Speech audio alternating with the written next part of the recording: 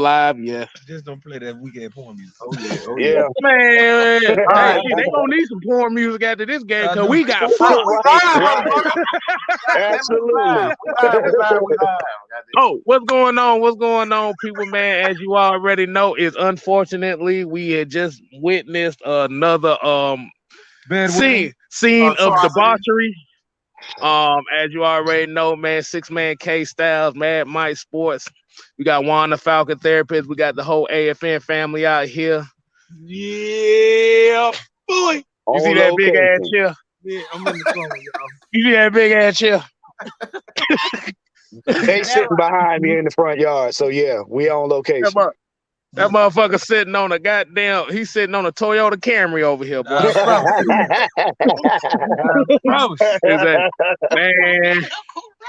So don't pay attention to them in the back, man. So for a lot of people that don't know, well, they already seen, man, the Falcons unfortunately lose 19-16 to the Steelers. See, he done lost his keys, man. I'm about to say they done. Now stand your So- ass up. I mean, stand your ass up.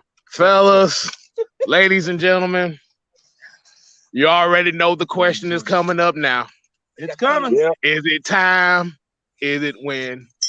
What did y'all see from this game that just absolutely just pissed y'all off? Because I seen quite a couple things here. Yep. I'll start it out with this, man. Fake news. Me personally, I'm a quarterback guy, so I got to start with the quarterback.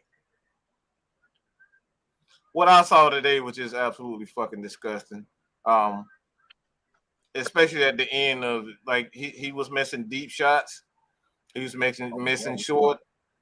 He caused a delay of game. That's something that a veteran quarterback should never have. A quarterback is especially 8 years, 7 years in the game. You shouldn't be getting delay of games. That just shouldn't happen. Shouldn't happen. You're right about that. That. Come on, bro. You should know what fucking, like, if the coach is taking a little bit of extra time, you ought to know. All right, guys, I need to hurry up. That's all on you. It's not on the coach. It's on you as the quarterback. That never happened under Matt Ryan. And she, look, what the hell are you showing up for? Or she just took the shit out of your hand. Hey, man, you know, I didn't take nothing. I'm just over here. man, bullshit. I know she. Excuse me. I got to make sure that I put my face in the camera so y'all can see me looking at it. Excuse me. Fake news. Excuse me. That's fake news. Now, Marcus Mariota, he's a very bright person. Arthur Smith, Marcus Mariota, those are very good people. But I'm sorry, but excuse me, fake news. That's Lil Trump. That's Lil Trump that could. Excuse me, yeah, the little champ that could. Excuse me, fake news. Marcus Mariota, he has to make his throws. He can't throw the deep shot, and I think it's about time that we Your start. ass would know about shots, shouldn't you? Excuse me, fake news. I'm the president of the United States. You don't talk to me like that. Excuse me. You see about damn 2 or 3 bottles sitting in that damn truck, so y'all already know. I just want to know, He made a lot of throws. is it really He time? made a lot of damn throws, man. He really did. Is it really time? Look, let me just But- go ahead and say it. But look, but check this out though. Another thing too. His receivers ain't helping him out either. They couldn't catch COVID. Look, Yeah. They couldn't catch they COVID. missed a couple of them. Look, they missed a couple plays, but look, Easy. fuck all Easy that. touchdowns. Easy all first that. down. Fuck all that. That man was missing. A quarterback should never have a delay of game. Okay, he No.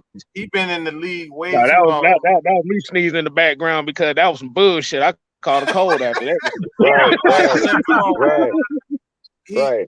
The man at the end of the game, the dude, we had 2 Steelers sitting in the same spot. Yep. On that route. They were sitting on the same route. They knew exactly where the ball was coming. He looked at him. He stared down Drake London way too long.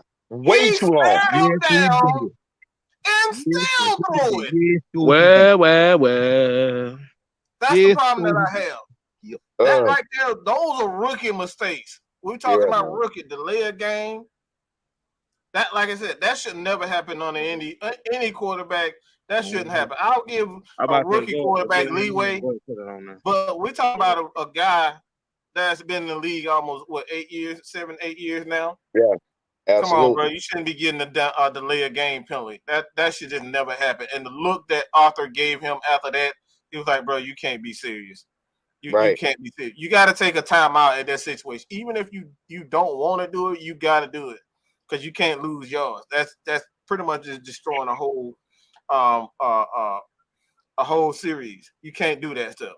But I think when it all comes down to it, I think everybody about to get everybody takes on it. This comment here from Arthur Smith. He was asked by a reporter, I believe, I don't know exactly, I think it was Zach Klein, about the quarterback, making the quarterback change. And normally Arthur Smith always kills it immediately. This is the first time all year that he did not kill it. And he said, we'll evaluate everything at the bye. This bye week comes at a great time and everything is on the table. The thing that stands out to me about that statement is that this bye week comes at a great time. Mm-hmm. That right there tells me we're getting ready to see Desmond Ridder. You don't say that if you're thinking about putting Mariota back in there. It says it comes at a great time. So I'm not saying it's going to happen, but just based on that statement in itself, this bye week comes at a great time. This just screams Desmond Ridder for me. What do you guys think about that? Hey, Mike. I mean, you right, man. I mean, we said it. Me and K Styles said it while watching the game. We was like, bro, at this point, because first we was like, what happened? And when he did the replay, I was like, yo, he stared the dude down. Drake London was like 3 yards ahead of the pass. And you can't defend it. I'm sorry, we have tried to rationalize this man's mistakes this whole season. At this point, I have nothing for him. I mean, yeah, it does scream Ridder. Because at this point, you basically then threw away the opportunity to even get to the playoffs. You know what I'm saying?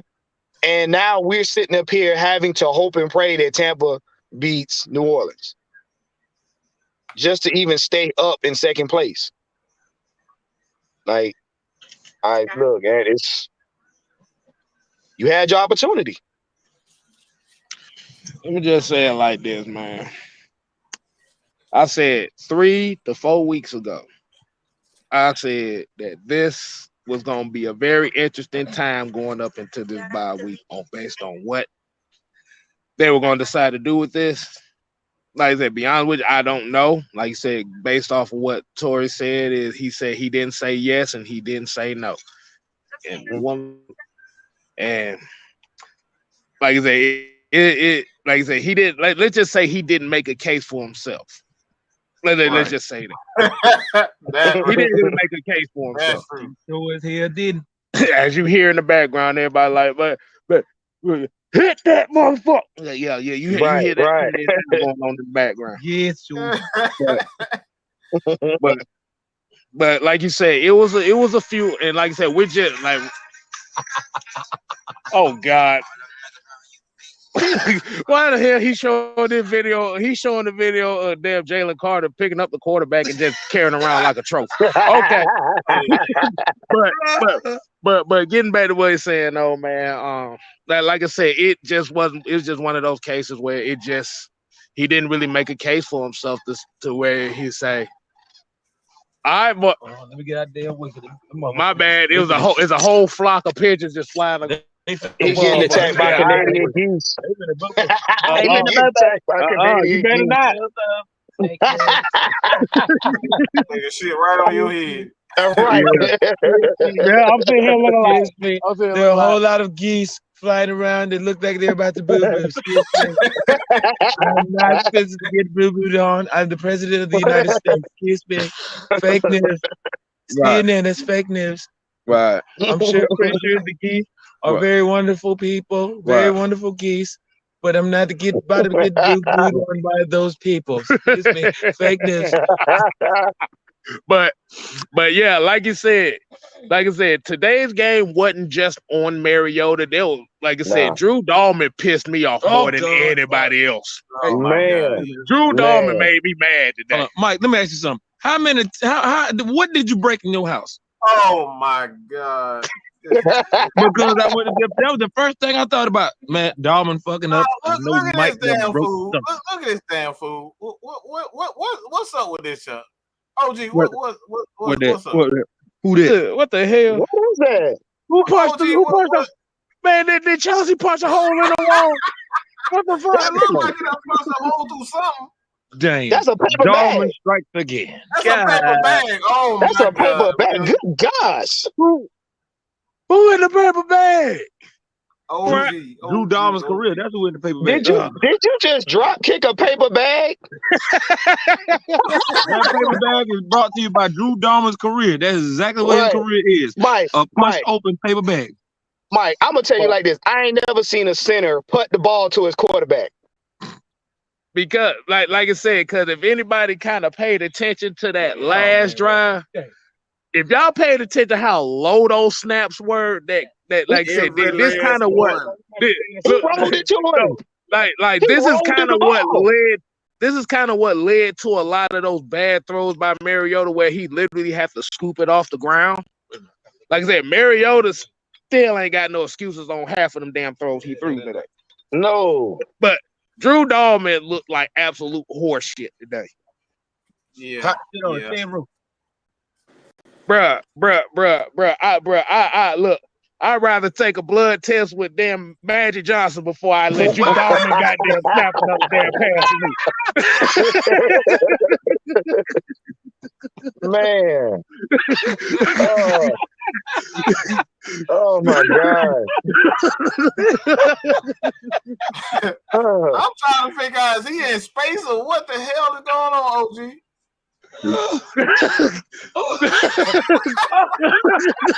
Wait. Is that a helmet? Did you punch that out to make a paper bag? I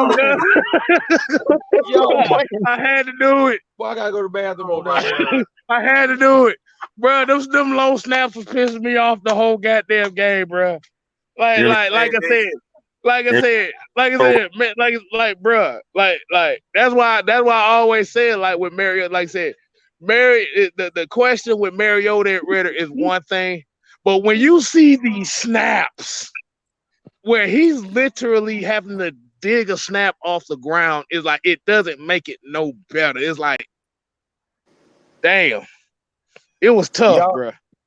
Mariota, you didn't force OG to put on a Saints helmet during the. I can't. I can't. He is Storm Shadow of the Falcons. Anybody got any Clorox? Man. Who that big? Nah, that Johnson, that OG. OG. Cyanide poison. Rat poison.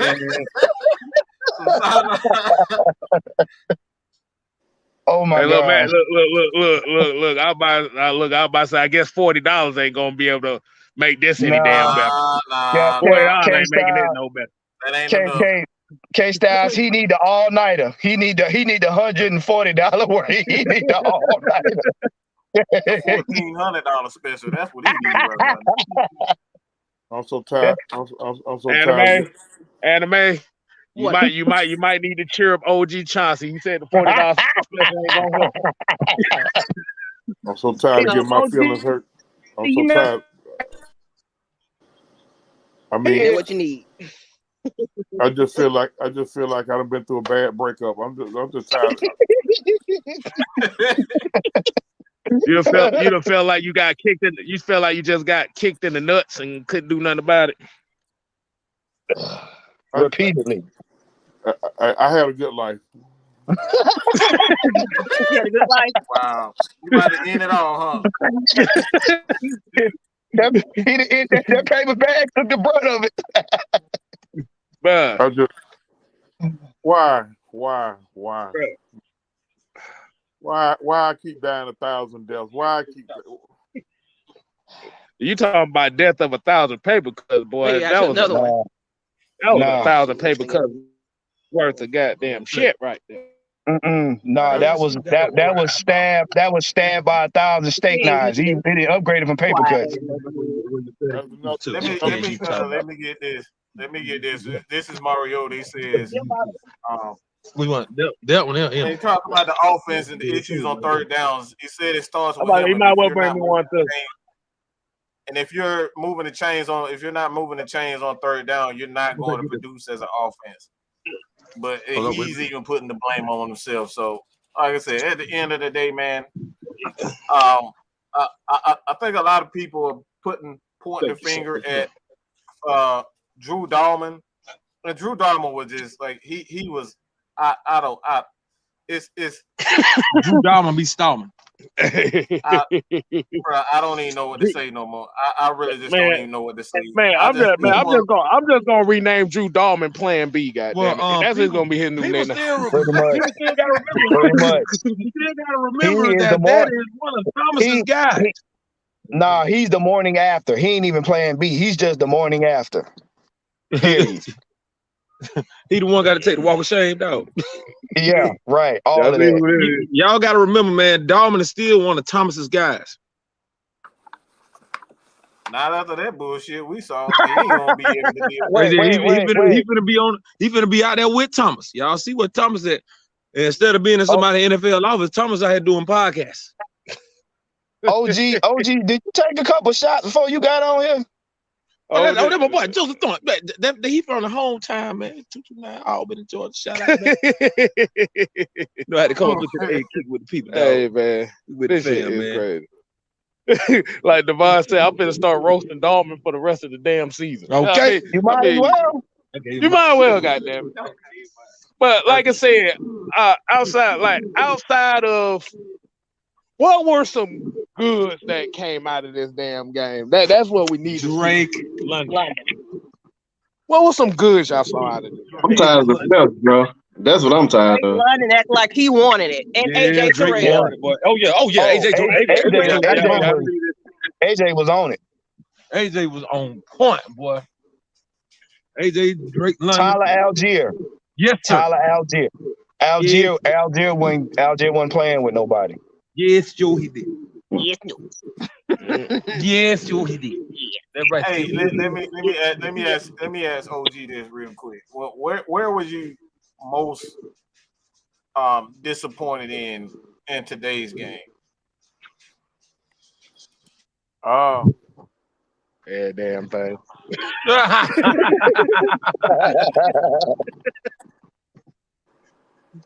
Yes, Joe. Yes. Oh, he about to have a wonderful touchdown. Yeah, he trying not. Hey, go off if you got to say it. Hey, go to hell, bro. Say it with your chest, man. Bro, coach, hey, OG, this is where you really make your money at, boy. You gotta let it all out, bro. They're with the shit. Yeah. Give it out, to him. Give it to him Damn, raw, uncut. No censor, none of that shit. You say what the hell you got to say. Hey, with the shit. We ain't worried about getting limited on monetization. We give a fuck today. They always limit us anyway. With the shit. Say it with your chest. Go ahead, OG. I know we want to get London involved, but every time you try to force the ball one way, bad shit happens. And that's what happened with that interception. That's what happened on the interception. There were 3 people around that man. He stared him the fuck down. Stared him down. It almost caused Pittsburgh trying to force it to Pickens. Listen, man. You like my prize? I guess these part of the growing pains. What I've been up to. I mean, I know 99.8% of the fan base ready to murder Mariota and have sex with his wife in front of their kids. I get it. But I'm still seeing too many missed tackles on the defensive side, even though defense held them 3 points in the second half. We not wrapping up. We not wrapping up, man. We getting penetration in the backfield, and the guy running right past our guys. Uncharacteristically of this team, we had too many fucking penalties, man. Look, man. Hey, holding on the edge right there by number 46. I appreciate the effort, but I think Patterson could have beat that dude. Yeah. I think Patterson could have beat that dude. Not snapping the ball. Listen, Mariota took blame for the false start or whatever on the ball that was snapped late. Dalman got to get the ball out of there, man. Dalman, you know what, man? Dalman making my ass itch, bro. Like, man, where's Jalen Mason? Yeah, but the problem is we don't have another center outside of Ryan Newsom. Hennessy is hurt right now. We do have one. He just came off IR, but they ain't put him in yet. The kid we drafted that had the Falcons jersey on. I forgot his name. Little young light skinned kid. Listen, I need that call in the back end of the end zone, an illegal contact or something like that, man. You can't miss that call. I ain't blaming the refs. Bro, that was deliberately missed. You see on the replay, you seen it. You can't fucking miss that call. Yeah, I mean, we can sit up here like I say. Hey, I know if my mama had a dick, she'd be my daddy. Y'all told me to be uncut. I'm so fucking tired of these maggot ass fucking referees picking and choosing when they want to goddamn affect the game. Cause they call it on us. Like you make calls on us, but you ain't making calls on the opposing team. On that same drive, that motherfucker threw an 85-mile-an-hour fastball, throwing that goddamn flag on that holding. But here it is. He barely touched the jersey before he got to the touchdown. That's why he barely slowed down, bro. Look, if you look at it, it was around his neck for 2 seconds, then it went to the center of his back, and then it dropped off. They literally held that man in the end zone. I mean, he was having a hugging party. He damn near had sex with him. But you can't wrap around. Like once you wrap around, bro, that's pass interference. You cannot do that. Right. Once you wrap around the wide receiver, that's pass interference. That's what I'm saying. Like, I mean, it was fucking blatant, and I'm sick. I'm sick of bullshit there. Listen, we already got enough shit going on that can help, that cause us lose the game. Mariota had too many times where he overshot his guy. Okay, all right. Well, let's go on and send him to the electric chamber. But still, okay. So why we I'm about to say why we saying that? Drew Dahlman needs Manscaped because that goofy motherfucker deserves. We gotta get our advertisement on right now, Mike. Ladies and gentlemen, boys and girls, children of age, all ages. This portion of the show is brought to you by Manscaped, the premier product for male grooming. Y'all know it's the holiday season. You know you're gonna need some stocking stuff, but you know, maybe on Christmas night you might get an extra gift, but you cannot have no lumps of coal under the Christmas tree. You know what I mean? Because you don't want your balls looking like his head and mine. Right. They need that stuff Dalman in a stocking. Trim it. Look here, trim it down. She won't fry. Look, if you got lumps of coal under your Christmas tree and you got hair in the cranberries, you go up there and you check the people out, man. The cranberry.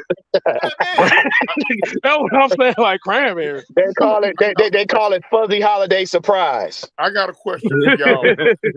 What's happening? Fuzzy Zilla.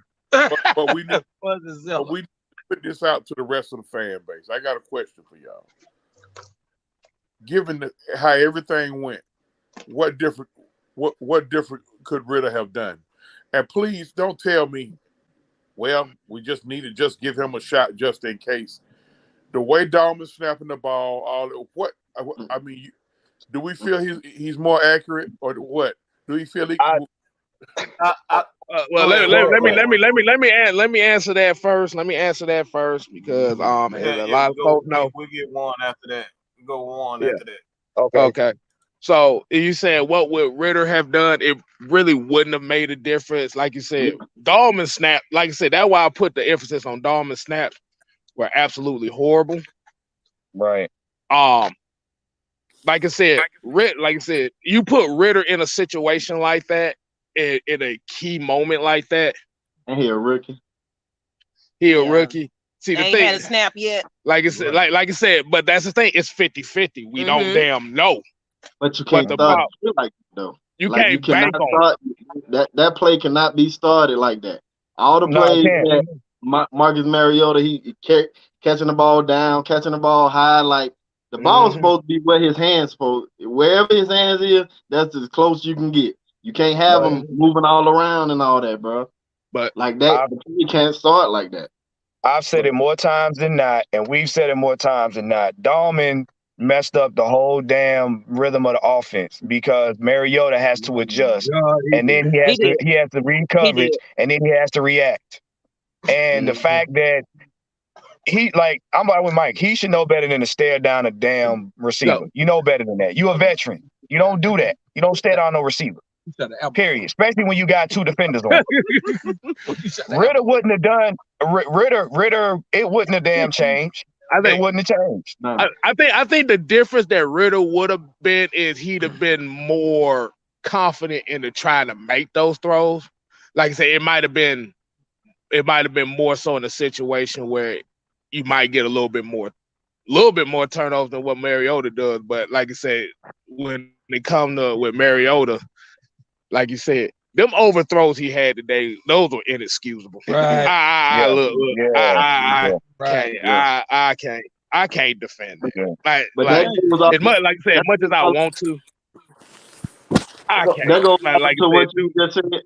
You know what, man? You know what? First and go. I mean, dude couldn't hit bowl on the basketball court. You got 49 seconds. You got 49 seconds left in the game, and you got no timeout, so you got to get in field. You got to get in field goal range. Yeah. My mentality as a play caller. My mentality as a play caller. With our field goal kicker, is get the ball. Hey, look, get the ball to the 40-yard line. To the other team's 40-yard line. Yeah.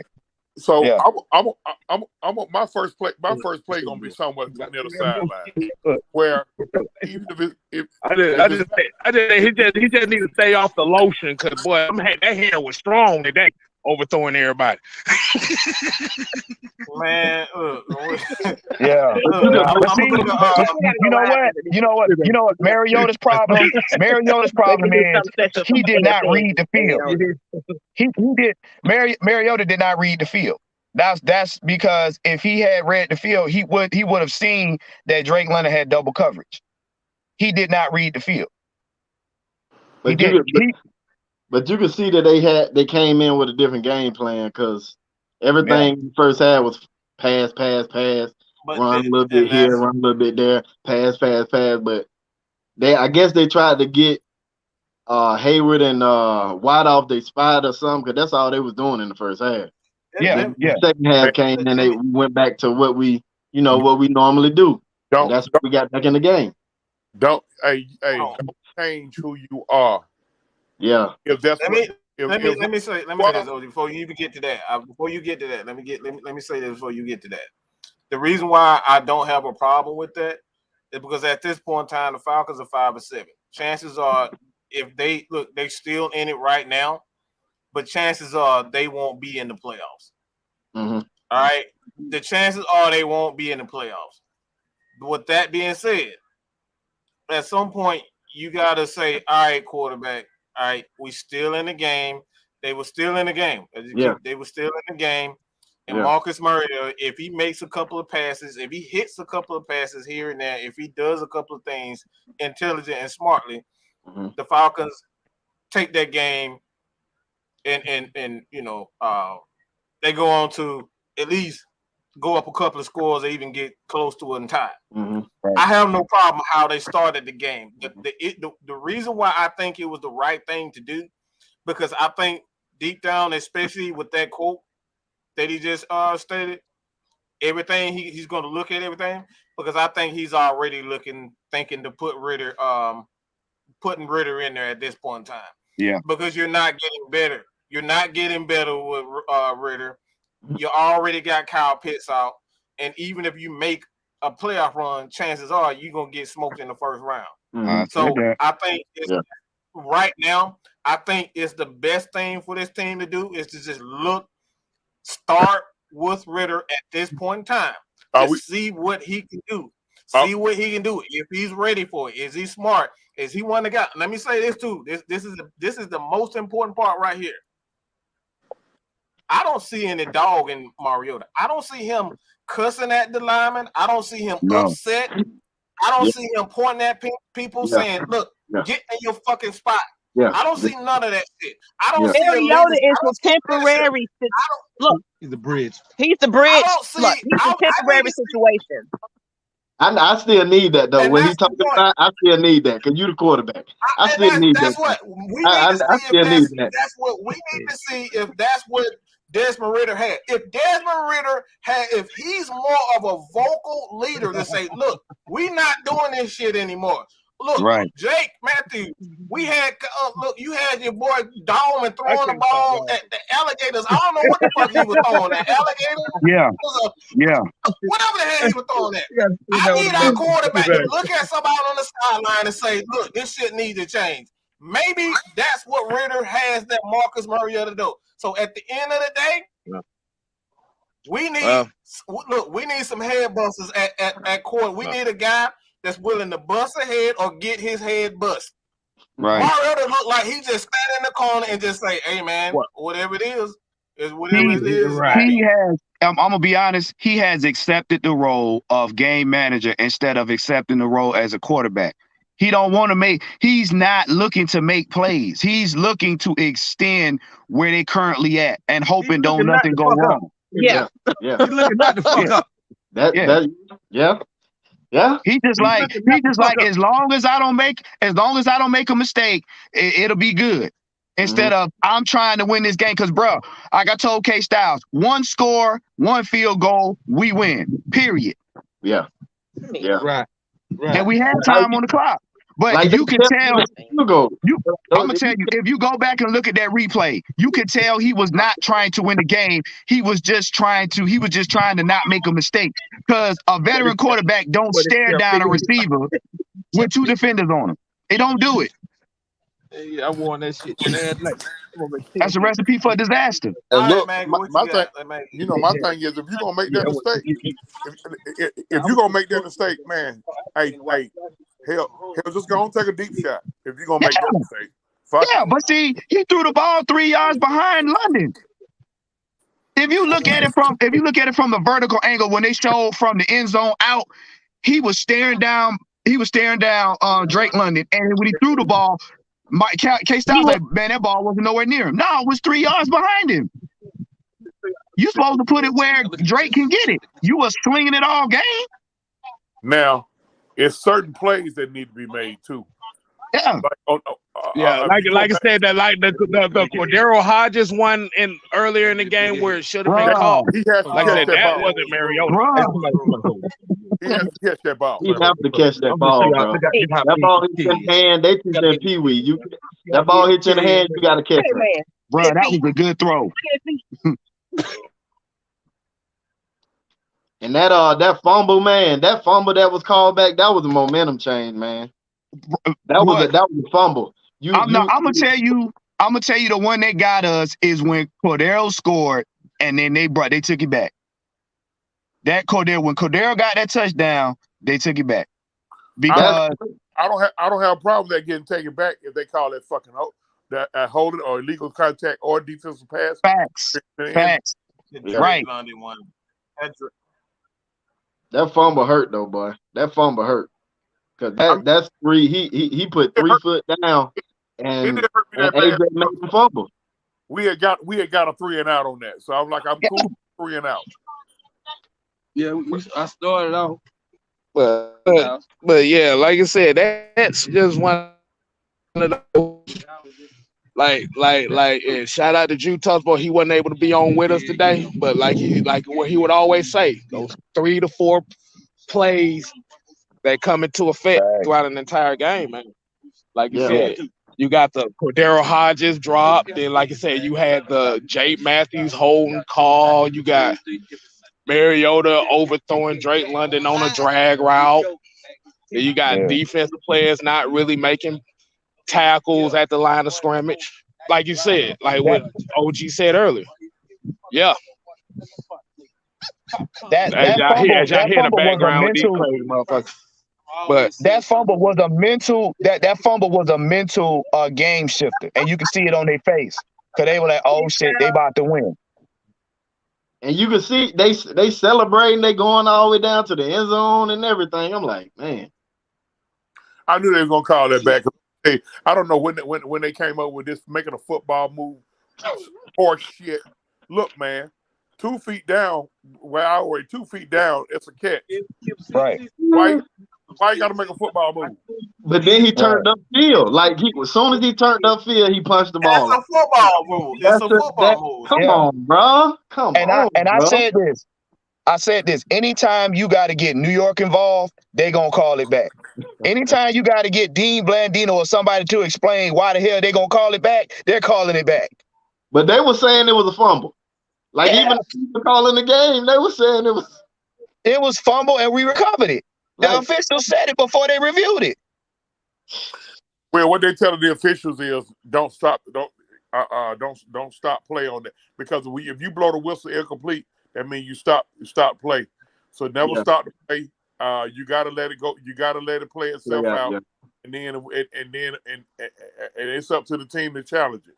If they don't challenge it, then it is what it is. Well, now turnover plays automatically get challenged anyway.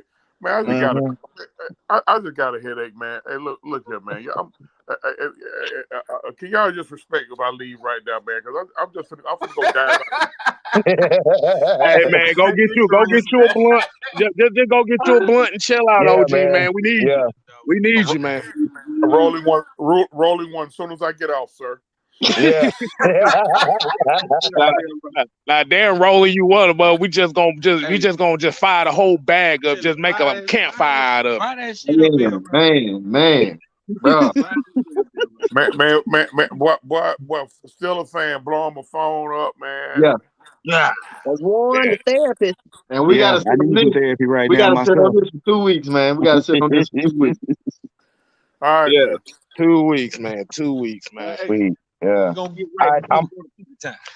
I mean, it's and at this point, it would boggle everybody's mind to see Ritter do something extraordinary these next couple games if they put him in. Let me Arthur just made another quote, and I think this is pretty much everything. You see the resolve. We have no matter. We see the resolve. We have no matter what, but there are no moral victories. We have to get over this hump. We have to look at everything, and there will be changes made. Yeah. Oh. Yeah. Sound like it's about. Sound like that's a wrap. But see, that's what I like about Arthur. Arthur don't like to lose, bro. I don't care what our record look like. I don't care what our record looked like last year. But I don't like to lose. You can see it. You can hear it in the press conference. You can hear it before the game. You can hear it in camp. He don't like to lose.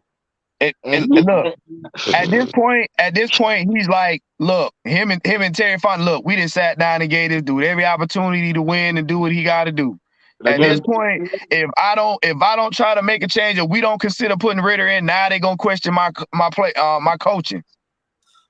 I think it's just the offense is just not the thing is you got guys like Tyler Algier, Caleb Huntley, you got Caleb McGarry looking like he's he's on his pace to be a Pro Bowler. Dude was nasty today, man. He was knocking guys off left and right. You got a few guys on the defense side of the ball that we know is going to be pretty good players, and that's Ogum Deji. AJ is always Ogum Deji is always AJ is always himself. But I think the biggest thing is this is what we do. You just I'm not seeing that dog in that fight from. I'm not seeing that dog in fight from Mariota. That's my biggest issue right now. Like when things go wrong, his head goes straight to the ground. We've Right. seen that on multiple occasions. He's not yelling, he's not screaming, he's not upset with his offensive lineman making, bad mistakes. It's just this all sorts. Whatever happens, it happens. It happens. Mm-hmm. I need to see. For me personally, I think that's what it comes down to from Arthur. And I know a lot of people in the comment section is saying, Mike, why you just now saying this? Of course not. The problem is the Falcons were winning with Marcus Mariota. You don't take a guy out if he's winning. Thank you. We're losing now, so you have to think about now you got to think about it. Like, they keep common sense, people. You don't take if the team is on the verge and they've been in quite a few games. You know what I'm saying? You got the Bears right now. They from what I was just checking them out, they was up on the Packers 10-0. But at the end of the day, you don't make those changes when you're winning. You make those changes when you lose it. So this is the perfect time for him to say, "Look, we're not winning. See, I yeah, gotta see where this kid goes." Yeah, because the problem is if you make those changes while you losing, it could be more of a negative detriment to your team. Let me get these two super chats out real quick, man. Fred Butts, we appreciate it. D Coleman, as always, especially D Coleman on crazy ass. He always talking crap. But like I said, man, this it is what it is right now. When you're losing, you gotta take it out. My thing is, when you got a guy as bad as Drew Dahlman, man, I'm real skeptical of putting the kid behind him. That dude is just an absolute nightmare right now. K-Style, what you got, man?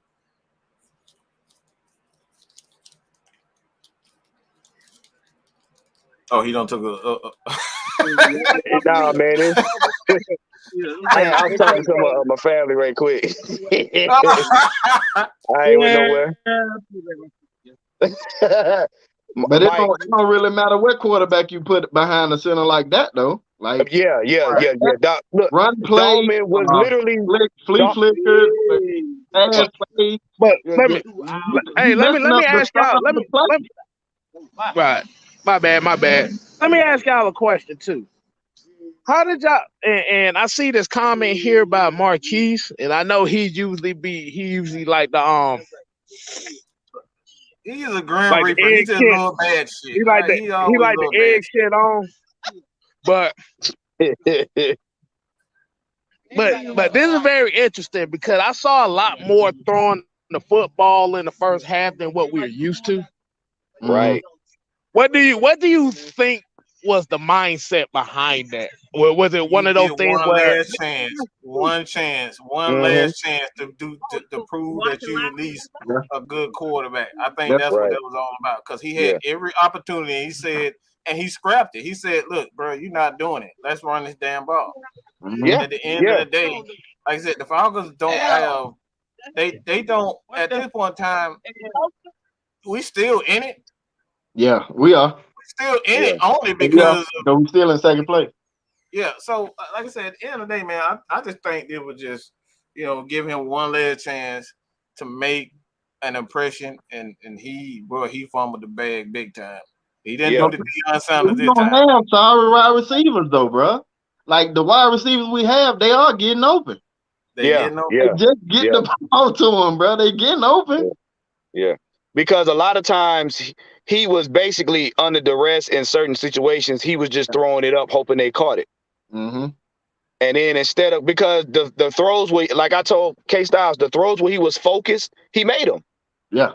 The throws where he was focused, he stepped up in the pocket, he threw, he made them. That one to Drake London in the middle, he made it. He was focused. Yeah, because Drake London had 100 yards receiving today, ain't he? So, close to it. I think. Yeah. But you notice when that pocket collapsed on him, and after the pocket collapsed, he threw it up in the air. It's like you're not looking at who you're throwing to. So you're hoping that somebody sees the ball in space and catches it. But my whole thing is, bro, don't forget you know how to run the ball. Like, don't forget. And a lot of them plays, he had lanes. Yeah, like you could pass the ball. Ain't nothing wrong with that. But don't forget you do know how to run the ball. I'm gonna tell you like this. It came down to three major factors. First of all, everybody was telling him this a must-win game. So he already had pressure on himself. Second of all, it's like, okay, we gonna try to throw them off because I'm gonna be honest, Steelers played a balanced football game the first 2 quarters. They were mixing it up. They were mixing it up, doing the same thing that beat us last game. They were doing misdirections and everything. Mariota was killing them on the misdirections. He was killing them. So I'm like, why didn't you stick with that? And that one play where he tossed it off the little flea flicking pass, we was like, what was that? But it worked. Yeah. But then you went back to sticking your head in the dirt and allowing Dahlman to putt you the ball because he didn't snap it. That's a golf putt. Yeah. Because it seems like he don't have no problem when he behind Dahlman, like right behind the center is no problem. But when it's like shotgun or what the other one they use, it's always a problem. Like, bro. Yeah, man. Yeah. Dang, bro. Because you can't have a panicky quarterback and a panicky center. Yeah. One of y'all got to be calm. Both of y'all can't say, "Oh shit, they coming at us." What we do, coach? Dahlman throw me the back. Dahlman snap me the ball before they hit me. You can't do that. That's not how you play football. Man. And that's what I'm saying. He regressed from trying to make plays to, okay, I can't make no mistakes. And when it comes down to them plays where we need to make plays to win the game, oh, I don't want to make no mistakes, you know. What else you got left to lose? You ain't had no timeouts. Mm-hmm. Play smart football. Get to that first down. Then you can start managing the game again. I mean, they snatched that interception like it was thrown to them. What we done stopped doing these last few weeks is chipping at that first down. We done stopped doing that. We just trying to go for big plays. For what? Right. You only got to get 10 yards. You ain't got to get 30 yards. You ain't got to get 40 yards. Go ahead and get your 10 yards, get your first down, and keep the ball moving. Because I think they pretty good once they get past the 50. Like, bro, just get your 10 yards. Algier, Huntley, and Cordell Patterson was knocking off at least 8 yards a carry. Minimum. Them boys tearing it up. Yeah. The thing is, I know everybody want to win, and I understand the fact that, you know, we should just run the damn ball because we want to win. Yeah. But you got to understand too that he is a head coach. Yeah. He's not here to just satisfy the offensive lineman and the running back. Mm-hmm. Right. He has to play. He has to find a way to get the offense on the wide receivers, the tight ends involved. Mm-hmm. You won't see a maximum effort from them if they're not getting involved. Look, if everybody else shooting the damn ball, everybody else getting paid, everybody gonna be looking at you like, what the fuck? Right. Right. So let's just keep that real. So he's a head coach. You gotta understand what a head coach job is, to satisfy and make sure everybody's involved in the game. Mm-hmm. And that's the thing. Like I said, at the end of the day, what this comes down to, I think a lot of people are saying there's arrogance in him keeping Mariota in. Mm-hmm. I don't think that at all. No. Because again, Falcons were winning. Yeah, even you Mariota, right with that hand. they were winning. There's no need to change when you're winning with a guy. No matter how bad it looks, you're still winning with a guy. When you stop winning, then you got to look at yourself and say, all right, we got to make these changes. Yeah, yeah. And if we look at another thing too, okay, we still got the other game played. So whomever wins that game determines whether or not we stay in it. Yeah. So, okay, let's play devil's advocate and say Tampa puts down the Saints and we're still in second place. Then what?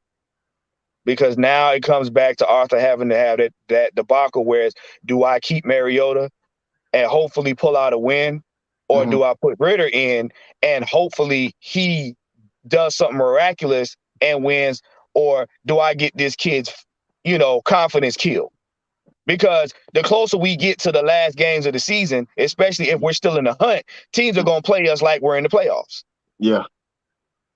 And because and the only thing that y'all need to pay attention to, if you don't hear nothing else we say, they're going to load the box and blitz him more because he's a rookie and he has not seen every play of coverage. You take that into account. He's been watching Mariota play. They have only played us with certain plays because they know certain plays beats us. He hasn't seen every coverage. You put a rookie in, they're going to blitz him because they're going to disguise blitzes. They're going to send spies because why? He has not yet seen everything. And this first team, this ain't third string, fourth string, all that 80 people on the team and all that. This not that. It's a whole different ball game.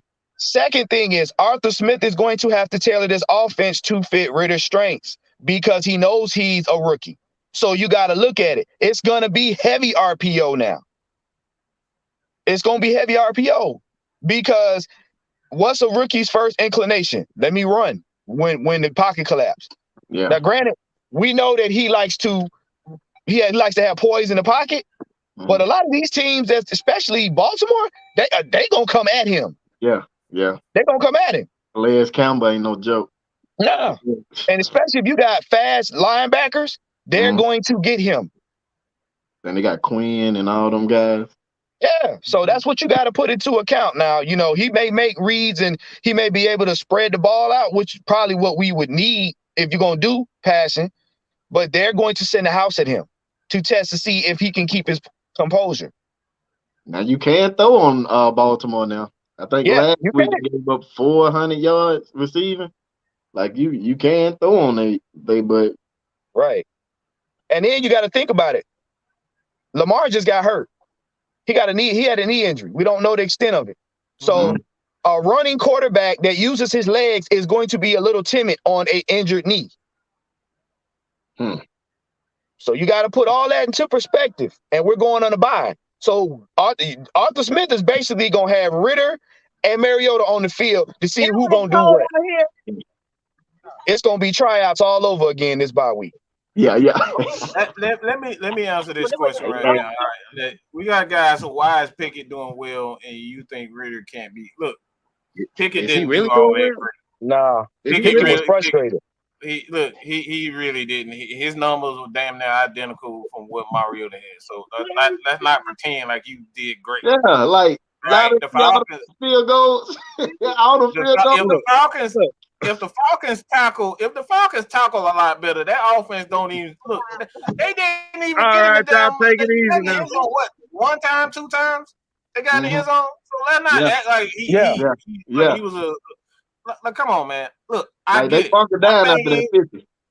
Oh, he was frustrated. They had 3 points. 3 points. 3 points. But hold on. I want to get a part of that question too. And shouts out to the homie, man. Hold on 1 second. I must be connected to that dome. Dirk Cutter trying to get in my front yard. I don't know what the hell. You see what the fuck I got? I already know. Dog pound. But going back to what he's saying, so why is Pickett doing well? Actually, if you look at Pickett ain't really doing shit, to be honest with you. He getting better. But the thing about it, if you look at his season, it's 3 touchdowns, 8 interceptions. He got 1 touchdown today. Mm-hmm. Oh God! Look, stop! Look! We finna end this bullshit, okay? Look, let's end this shit. Like what we not gonna do is try to down upplay another. This is what Falcons fans do. They always do this shit. Y'all wanna crap on guys that are here, and then praise guys that have the same crap ass numbers that we fucking have. Yeah. Do we have to look at the numbers? Do anybody want to look at the numbers when we talk about this, man? Right. Do I have to read that? Do I have to read the fact that all right, since we think he did so? You gotta let. Now I gotta look at him. Because 16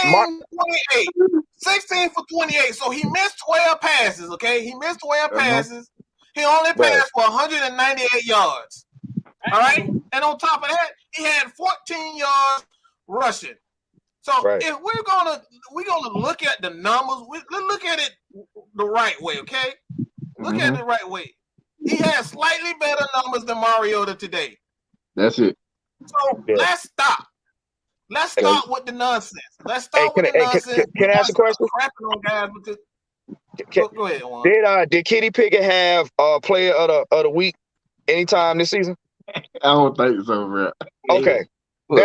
Case closed. Case closed. Because first of all, like I said, the biggest difference in today's game was that the fact that the Pittsburgh Steelers ran the ball more physical than what the Atlanta Falcons did for full court. So it ain't about Kenny Pickett versus Marcus Mariota. It's simple. It's simple than that. And this is not. Look, this is not. See, my thing is this is not about whether or not Mariota is better than Ritter. We don't know what Ritter is. He could be worse. He could be better. We don't know. But the thing is, we're praising Kenny Pickett for what? He didn't play well. Yeah, right. He didn't. He was running for his life most of the game. So that's the thing we're talking about. So, like at the end of the day, man, Ritter probably is better than him. Yeah. But when you're winning, why bench a guy when you're winning? That's what I don't get. Right. It's all about really it's all about who we like. And we said it before. If we know y'all don't like Mariota. That's fine. You ain't gotta like him. But you're not going to put somebody in just because you like him and think he's going to do well and throw off the chemistry of the defense. We're going to play him until he's no longer able to be utilized as a quarterback. Yeah. Or we're no longer in the hunt for the playoffs, and then it'll switch up. Hold on, I want to hit this up right quick. He said doing fine, and this is not sad, but spot you guys act like the Falcons have not enjoyed 20 years of good. Apparently, to most Falcon fans, we've had 20 years of bad quarterback playing, according to a lot of Falcon fans. Right. Y'all still praise Vic. That's about the only quarterback y'all praise is Vic. But let's keep it real. How like the last 20 years, like you said, the last quarterback that most Falcons fans even give a damn about is Michael Vick. Everything else after that was like, don't get y'all hated number 2 from the beginning, from the rooter to the tutor.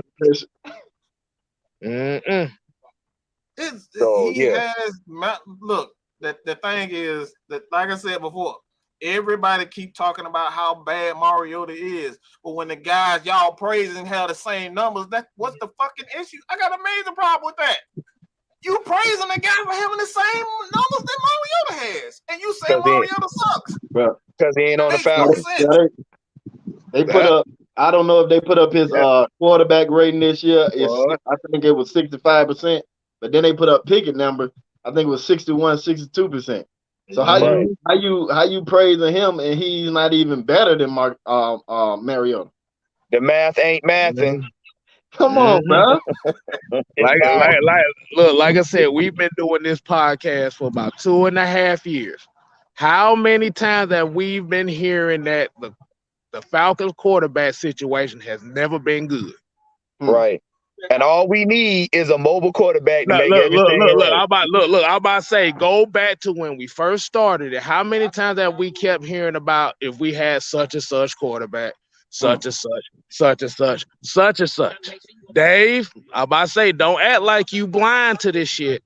Yeah. Right. So we just spent about 2 years talking about quarterback play and getting shitted on for it. Don't act new. We warned you. We said the minute we get rid of Matt Ryan, the minute we get rid of him and we give y'all a mobile quarterback, you can get rid of. You're going to realize is other aspects of the team that need to be addressed. Because y'all said, no, all we need is a mobile quarterback, and that'll fix everything. And the minute y'all get a mobile quarterback, he not throwing enough. And he's a mobile quarterback. He don't throw it enough. Mobile quarterbacks do not throw. Look at the dude in Philly. Mobile quarterbacks don't throw it like that. Right. He They have a run. 200 yards passing a game or something like that. Come on, Right. bro. Look, we went from a air raid offense passing to a run first offense. Hold on. Let me stop. Look, y'all gonna make me mad Mike mode because this is shit that this is the bullshit I don't fucking like. Okay, don't give me this bullshit. He's a rookie. Because I literally just saw a second-year fucking quarterback go to a world fucking champion in 2 fucking years. So don't give me this bullshit about he's a rookie. The numbers are the numbers, regardless of what fucking year he is. Wow. Yeah. Don't praise guys like bro and say he's a generational player and then go and say, well, he's a rookie. No, bro. Play whether you're a rookie or 8 year, 10 year, the numbers are the numbers. Bro, like I said, when you're talking about quarterback and a runner, it just like you said, just go back to who can you tolerate. Bro, you on the that's all it really comes down to. Who can you tolerate? Like you said, look. Let me say this right quick. I'm gonna say this right quick. By looking at what those reports say about changes and stuff like that. I said at the beginning of the stream, I said 4 weeks, 3 or 4 weeks ago. When y'all, oh man, look, hell no, I'm sorry, K-Side. Y'all want to raise the fucking roof, and when y'all when it matters to y'all, I don't give a damn how. Look, a motherfucker go for 3 for damn 18 shooting threes. I don't give a damn what year he is. It's still 3 for 18. Right. What the hell are we talking about? Facts. Stop trying to raise. Look, that's the stuff. Right. At the end of the day, the numbers are the numbers. The play are the play. It don't matter what year you in.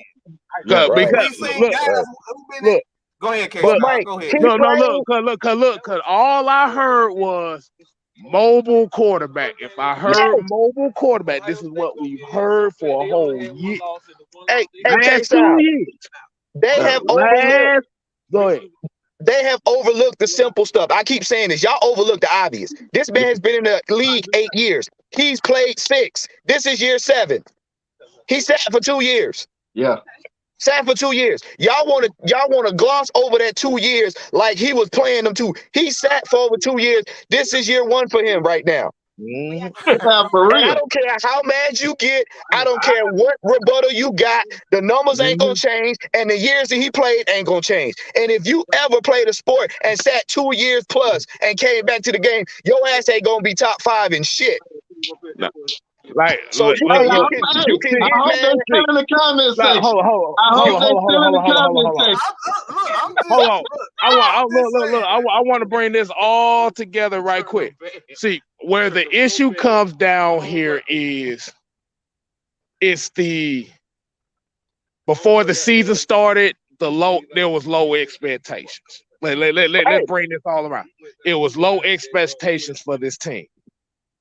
2 and 15, 4 and 13, 3 and 14. This ain't just from the national media. This is from majority of people involved with sports. But the issue that comes down to is because they have exceeded those expectations. Mm-hmm. Now what it is now we're expecting that, like, those same people that had those low expectations are now expecting them. They flipped it from 4-13 to 12-5. Right. But the issue is with Mariota is we said it from the beginning. Mariota is not the long-term answer. Nope, he's not. We said it from the beginning. I knew this shit wasn't no long-term answer. He's a bridge quarterback. But here's the crazy part about it is, as much as I was hyping up Desmond Ridder coming up into this league, those same people told me how trash that Ridder was. Right. Let's keep it real. Because y'all wanted Malik Willis too. Y'all wanted Malik Willis, and up until the point where Malik Willis got drafted, then all of a sudden we start looking at the preseason game. But Mariota Ridder may have something here. Yeah, right. But he's poised in the pocket. We may have something. But let me get away. Let me get back to what I'm about to say here. The issue is it's the expectations for the team of the season. This is where a lot of the disconnect comes with, because it was such a low expectation for the Falcons coming in. Okay, you go get your ass in there. God damn it, it's cold. Ain't nobody tell you to sit your ass out here. All right, my bad, y'all. My bad. Anime didn't make my cake, so I told her to I'm get glad her somebody ass. put my ass in place. She always Come on, talking Mike. shit Wait to a me, minute, so I'm Mike. glad Wait he a doing minute, Mike. Hey. Yeah. No. Give me that phone. No. Hold on. I'm not finished. Don't get mad I'm not finished. But no, but what I'm saying, but like I said, what I'm saying is because the expectations were so low that we didn't really have a full expectation of what the team was. Nope. Like you said, the expectation was 2-15, 3-14. Really, just those two. Right. We are 5-8 right now. I didn't have no expectation, bro. I just wanted to see them play. I just wanted to like I see said, but what it is because since the Falcons have exceeded those expectations, even though it might be like, okay, maybe 1 win or 2 win. See, now we're looking at this team at, okay, they need to make the playoffs. Like I said, the mindset is kind of like on 2 different sides of the spectrum. You can't go from, okay, the beginning of the year, I think this team's going to be the worst team in the league, to, okay, I expect this team to be one of the top teams in the playoffs. It don't make sense like that. That ain't how they work. No, I don't. Just enjoy the ride, bro. Just enjoy the ride. You ain't got no money, bro. Where the issue came in at, well, like I said, when I'm speaking on the Ritter thing, where the issue came down to is, let's be honest, Ritter was not he was not the popular choice for the Falcons. Am I right? Right. Am I right? Right. I got a whole video and I got a whole bunch of tweets that can back that up right now. No.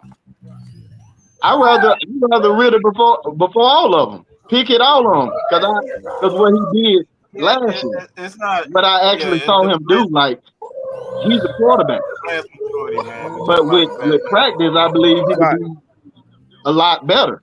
So I didn't. That's who I wanted. I wanted Desmond Ritter. I didn't want Pickett. I didn't want I did too. Didn't want him. My phone. Because I don't like his play style. Like, this dude can actually sit back there and throw the ball all over the field and run it if he have to.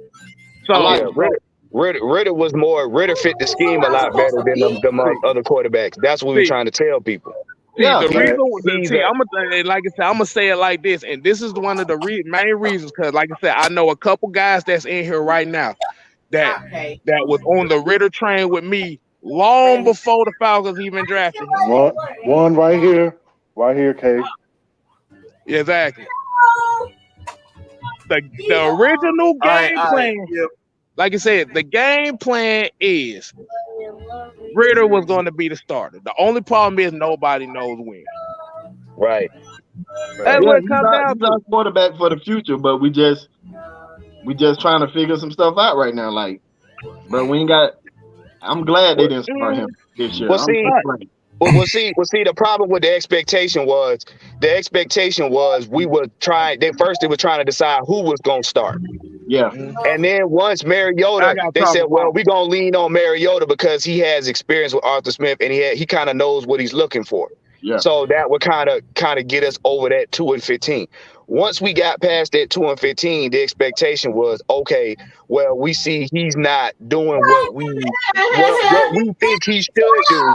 Let's put Ritter in.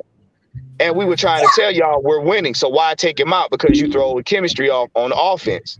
Yeah. And as it was going, and like K-Style said, it did jump from, oh, well, y'all ain't even gonna contend to, oh, well, we got an opportunity. Let's see if we can go ahead and get to the playoffs. All it was is for bragging rights. Mm-hmm. It wasn't for no team fundamentals, because we was telling y'all earlier we still had stuff to take care of in the trenches. Yeah. We said that. We said, why in the world we put a rookie out there when we ain't fortified our trenches yet? Oh, well, he can throw the ball, he can run. Nobody was hearing that. Definitely roasting on this. Nobody was hearing that. As long as we was winning games and we got above that 2-15. Oh, I made it to the end. Hold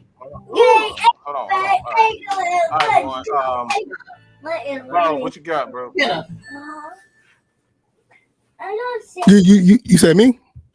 Yeah. Oh no! Look, listen. Mariota is obviously the most experienced quarterback we have. I get it, but this is the problem. Mariota is giving away 5 games this season.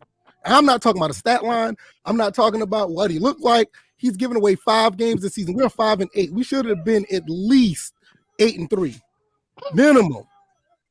Saints. Let me finish.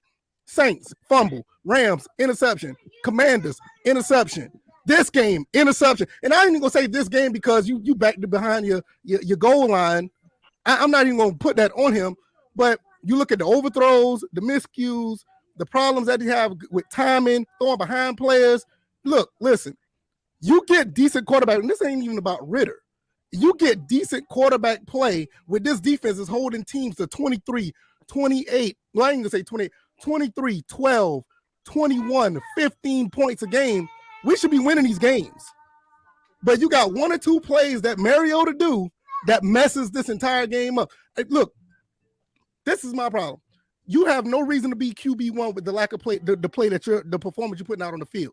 And it's like I said, this is not about a Ritter situation or Felipe Franks. But if any other situation, you're out there costing games when the defense is doing the job. I'm looking at the teams that we played right now. We're holding teams down to 14, 17, 15 points, 24 points. We should be winning games with decent quarterback play. But you see an overthrow. What's the question? Hold on. Stop. Wait. Stop. Hold on. Are we here to talk the truth? I'm here to talk about what I see on the field. What I see on the field. I got a question. Go ahead. What's the question? I got a question. Go ahead. How many times from that same defense that we've seen them drop wide open interceptions? Wait a minute. I got you. They dropped interceptions. I answered the question. The defense is holding it. Let me tell you what. No, it ain't even critical. The main stat line is how many points they're giving up. You lose a game when the Commanders score 19 points. Wait a minute. You can't.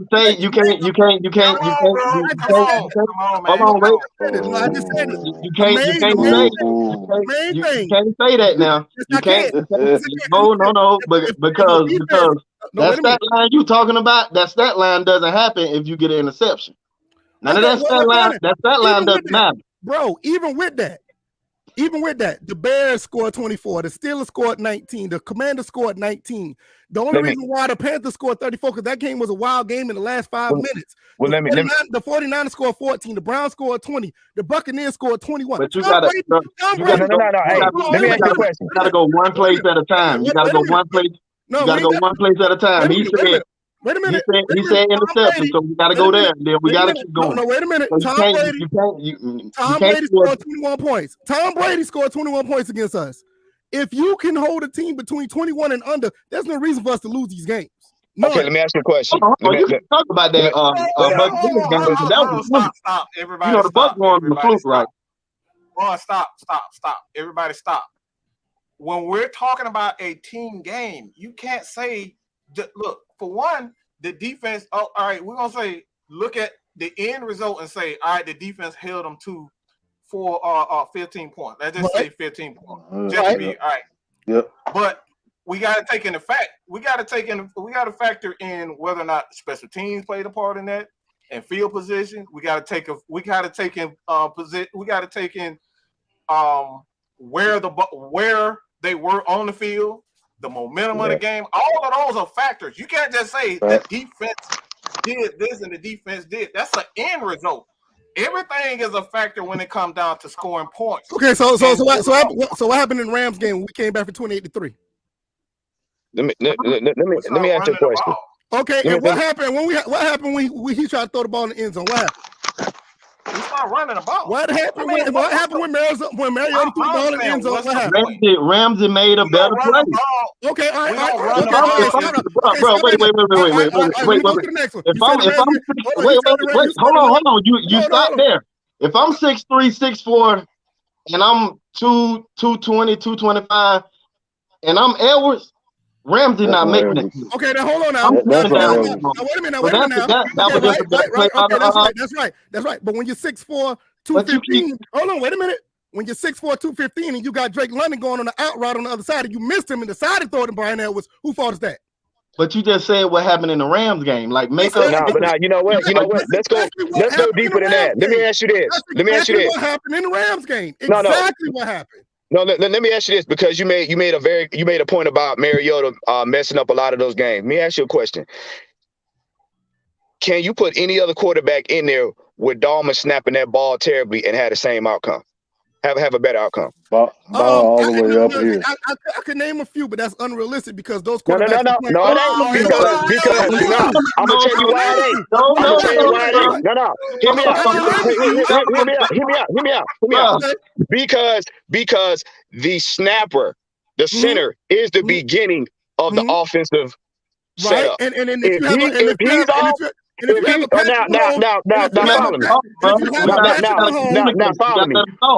Now follow me. If you get the ball snapped properly, a lot of them executive decisions don't have to be made, because remember, I said it on the show and I'll say it again. If the center snaps the ball incorrectly, the quarterback has to adjust in order to get the ball out. Now, a lot of times, especially if it's a pass play, some QBs, just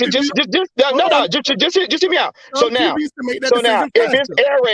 if it's air raid, then that means that my receivers are running their routes. By the time I get adjusted, my receivers are just about done running their routes. So only other thing I have is to hopefully either take a sack, try to at least throw it out of bounds, or run. And if my O-line by that time has not held up, I have to at least take a sack or I got to run. So if you look at most of our games, Dalman bobbled the snaps, which caused Mariota to have to adjust. Hold on. So every time something happened, Dalman bobbled the snap. I didn't say every time. I would say it's about 80-20. Correct me if I'm wrong, Mike. Okay. So what happened with the other games I mentioned? He done did it for 13 weeks. You haven't been paying attention? Look, I'm not gonna take away the fact that Mariota. Hold on, stop. Everybody stop. We can talk about Cordero Patterson dropping passes. We fumbling the ball. Situation. Okay. We can talk. Hold on, stop. Hush. We can talk about everybody. Everybody plays a part in losing. We're not here to say that Marcus Mariota is an all-star. Nobody has ever said that. The problem I'm not even capable for Mariota. I'm not even capable for Desmond Ritter. I'm not even capable for him. I'm just talking about Mariota's play. I'm not even capable for Ritter. Hold on. If you're gonna make an argument, you gotta allow people to counter your argument. You can't just make a statement and don't allow people to counter you. The problem is, we've said this over and over again. You can't put a loss and a win on one person. Yes, you can. It's a team game. Yes, you can. Yes, you can. You absolutely can. You can absolutely put a loss on one person. You absolutely can. In every sport, you can name a loss on one person. Yes, you can. No. Yes, you can. Because it's different. Yes, you can. If you say that, what do you have to say about how Mariota get in the press conference after the game and blame himself? What do you say about that? He's validating my point. He's the one that blaming himself because he's the one that cost the game. He's validating my point. One person can mess up a game. He fumbled the ball against the Saints. He fumbled the ball against the Saints. So if that's the case, then Brian Edwards instead of Mariota, Brian Edwards messed up the game for the Saints. Are you saying that too? Well, you can make that assessment, but is it all on him?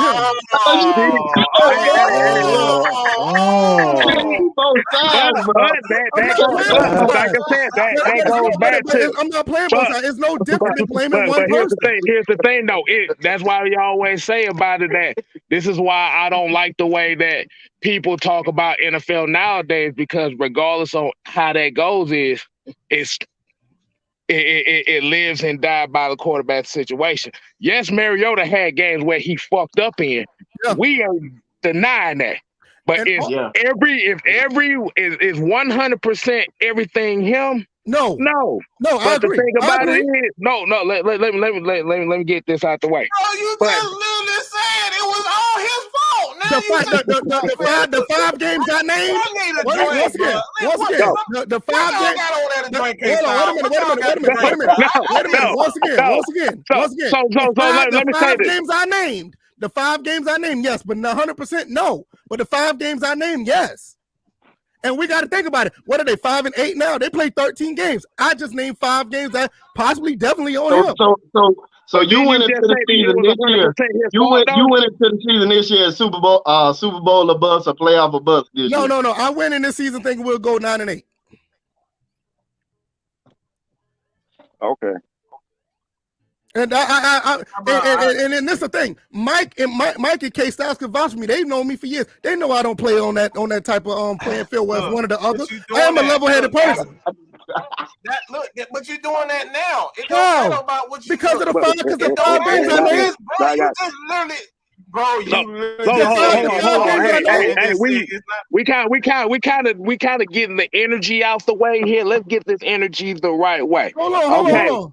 Hold on. My man in the chat, Drew true statement. I said 5 games on. I didn't say 100%. That's absolutely false. But the 5, I named the games again. Let me name the 5 games again. The fumbling against the Saints, the interception against the Rams, the Commanders game where I don't know why he threw that ball and it got tipped. Which and you can make a case. Hold on, let me put it on on y'all. You blame him for last game too? What last game? Last game at the goal line. You blame him for that too? I blame it on Coach Smith. He shouldn't have threw the ball. Shouldn't have threw the ball. That was a good play by the Commanders. That was a good defensive play by the I agree. That's a good play by the Commanders. But if you're running 7 yards to carry, why would you throw it? Who are we? The Seahawks? Hold on, let me go. Keep going with the 5 games because you said the Saints. I agree with the Saints. Okay, the Saints, Rams. Okay. Hold on, let me go back up because I put it in the Discord to make sure. Because I was talking to somebody else. Commanders. This particular game we just had. Okay, this game. So that's 3. So what's the other 2 games? That's 4. He said Saints, Rams, Chargers. And I ain't gonna blame the Chargers on them. The last Panthers game when we went to Carolina because that was just terrible quarterback play. So that's terrible quarterback play. Yeah. We'll say what is 4 now? That's 4 games. Where the other one at? Okay. Yeah. So are you counting Cincy too? No, absolutely not. Cincy, they were done before the first quarter was over. They were done after the first quarter. I can't argue with that. Look, that was the slip and slide game. That was the slip and slide game. Boy, everybody's slipping out that game. Yeah, that was before then. Let me see if I can pull it up. But like I said, this boy K Styles here. But like I said, when Terrell got hurt. That's when that game went south. As soon as Terrell got hurt, that game went off. Look, I'm on another phone right here because my phone, for some reason, my phone started acting up. But like I said, I think where the issue comes down to when we're talking about this stuff is it just comes down to what are we looking for the Falcons? Because the thing about it is, I think where a lot of our fan base is jacked up on right now is nobody knows what the hell to expect. This is what the problem is when you're going through where you got rid of literally your whole identity for the last 5+ years. I've said this before. So nobody knows what the hell is going on. Like I said, we're so used to Matt Ryan quarterbacking us. He's not here no more. We're used to Calvin Ridley and Julio Jones being wide receivers for us. They're not there no more. You're used to Deion Jones being here. He's not here no more. So when you got a lot of that core gone, see, this is why the Falcons fan base is so divided because nobody knows where the hell to go to. Right. Yeah. Like I said, nobody here said Mariota was going to be an all-pro, Pro Bowl quarterback. Nope. Nobody expected that shit. Yeah, but K-Styles, hold on, K-Styles. We didn't expect that, but we didn't expect this man to be the main factor of us losing 4 to 5 games. We didn't expect that now. Well, but then he's But that's also your opinion, though. That's your opinion. Not my opinion. That's fine if it's not your opinion. But look, When you throw an interception at the end of the game, what you call it? but let me talk to you on that point too as well. Is he may have been the factor for us losing 4 to 5 games, but it was 4 to 5 plays that he made that won us games too. I agree. I agree See, with that. but the thing is, you can't shit him for what the games he lost. Yes, I can. You know why? Because I'm not. Look, listen. Instead of 5 and 8, we should be like 10 and 3 right now. Okay. That's you know what? That's what makes me mad about it. You know what? The painful part about it is, and everybody skipping over it, is that's part of the process. Because if he's a bridge quarterback and he's not the future, then the expectation shouldn't be on him to actually go in. So you're expecting him to win. What we got away from him being a bridge quarterback because he was winning us games to, okay, we expect you to be the lead quarterback on his team right now. He's the bridge quarterback and he's doing bridge quarterback things. No, I'm gonna tell you what it is. It's not that the fact that it was a bridge quarterback. It was the fact that he could run the football. Yeah, that too. That too. Once they find out, once they got the ideology that he could run the football, it threw everything out. Yeah, because that put hope. That put an expectation on us being able to win. Yeah. That's really what it that put expectation on us being able to win. And that's when people's expectations went towards the playoffs. Now, granted, in our minds, technically nobody wants a quarterback to come in and lose. Right. That's just crazy. Nobody wants a quarterback to come in and lose. But we've been saying this before. It's a process to where at certain points in time, you're going to take more lumps than you're going to get wins. We ain't used to it. And this is why we said Ritter needs to sit, because Ritter needs to see what not to do. Because if he gets on the field and has the idea of what not to do, they can tweak it until he kind of gets up to speed when he plays. But if we just sit up there and say, okay, throw him in, just because we don't like the dude over here and we're negating the process. And then, like I said, you destroy a quarterback unnecessarily. Now we on the edge of not being able to get in the playoffs. Okay, it's the end of the year now. Like I said, this is the perfect time. Yeah, it's a perfect time because now he can showcase what he can do and what he can bring to 2023. I'm not advocating for Ritter to start. I just want people to see what's going on here. Like I said, the 4 games that we lost, it was mainly on our QB. You got to understand, 4 to 5 games. That's 9 to 10 games that we're. No, let me finish, please. Let me finish, please. That's 9 to 10 games that we can have. No, stop. Hold on, stop. The problem is, look, and we gotta. This is about being honest. Yes, and I am. I'm trying to get up. No. You gotta listen. You're honest from your standpoint, but you're not honest from when you're talking about listening. Gotta listen. Wow. All right. So this is what we talk about. When we talking about a team game, there was 4 phases of football. There's coaching, there's offense, there's defense, and special teams. If 3 phases of the game plays well and 1 doesn't, and you still get a win, guess what? It still is a team win. Even if Mariota is playing well, or whether he's playing good, we still have 3 other phases of the game. No matter how much we feel about a player, it doesn't matter. If that player puts up 500 yards and you still get a loss, guess what? That player still, does that player suck? Or does that player? It's not about who's sucking or not. It's just like, look, you got 1 or 2 plays by a person who has the ball 100% of the time in his hands, making terrible plays. Listen to what you're saying. Again, if a player has 1 or 2 plays, there are 90-something plays during the game. Right. And those 1 or 2 plays is tipping the balance of the win and the loss. How is it? It's 90 once plays. Again, all right, once again. Listen to what you're saying. Okay. You just talked for 35 seconds. Let me get this in. If Mariota don't fumble a snap, we could still be driving and possibly score. If Mariota don't throw to Jalen Ramsey and throw it to Drake London, what if you get a stop? What if you get a stop on the same time? Come on. You talking about what? Hold on, Mike. Let him finish, Mike. Let him finish. Go ahead, Mike. No. This Mike show. This Mike show, man. Mike know it, man. Mike know it, bro. No, Mike know it. The whole point is you focus on one side of the ball. Because the one side of the ball is the reason why we're losing. One side of the ball is the reason why we're losing these games. We were I will not say that. I won't say I that. can't agree with that. Yeah, you're right. No, We're I 31st in can't agree passing. with Who's the that. quarterback? Nah, Pass I defense. can't. We're talking about because pass Defense. if we Okay, put up even, 40 Defense. points, hold on. Even with the pass defense the way it is, I say it again, we're holding teams to under around 20 to 21 points a game. Even with that, we're not doing that. okay, I'm looking at the time. I'm gonna look at the scores again. Look at the scores again.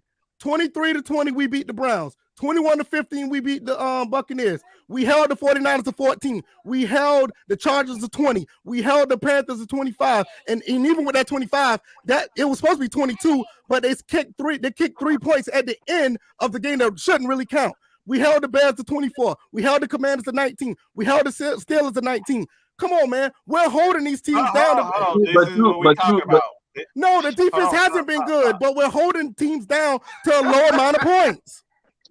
We should be scoring more than that. While we're not, the person with the ball is not being productive. That's all I'm saying. Let me ask you a question. When's the last time the Falcons been in the playoffs? What they got to do with Mariota not giving us wins? No, you got to understand this. Even with that, you got other professional players on the other side of the ball that's making sure they stop us. So it's not a one-sided thing. You know what I'm saying? Because you got to think, you got the other team that is in it to win it, just like we want to win it. Okay, so, and if they're in it to win it, I'm pretty sure they want to score more than 20, 21 points. Just let them finish, bro. You gotta let people finish, bro. Yeah, I do that. Go ahead. Yeah. It's the thing is 80% of these games, if you look at the entirety of the game, has been a team loss. Reason why I say that, because if we clean up those first and second quarters on every aspect, we don't have situations where it comes down to one man. The first quarter. See, that's the thing. Okay. That's the thing. That's what I'm saying. I'm not saying that you're wrong, that one man can't sometimes turn the tide, but you got to look at the other 82 issues ahead of it.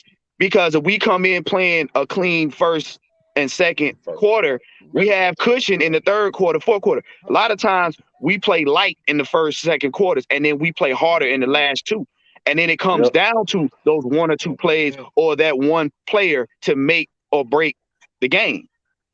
And a lot of times we don't want to talk about that, because then we got to admit that it's a team loss and not an individual loss. I don't care what I admit, but I know what I see when it's fourth quarter and this man got the ball in his hands. I don't have no problem admitting it if it's a team loss, special team. I don't even care if a cheerleader run on the field and cause the game us to lose a game. But I know one thing: this man be having the ball in his hands and he make bad decisions, and that turns the tides of this game. If this man connected on 2 of those deep balls that he threw behind receivers, it could have been a whole different game. That's all I'm saying. But this sounds like the same talking point we've been hearing for the last 4 or 5 years.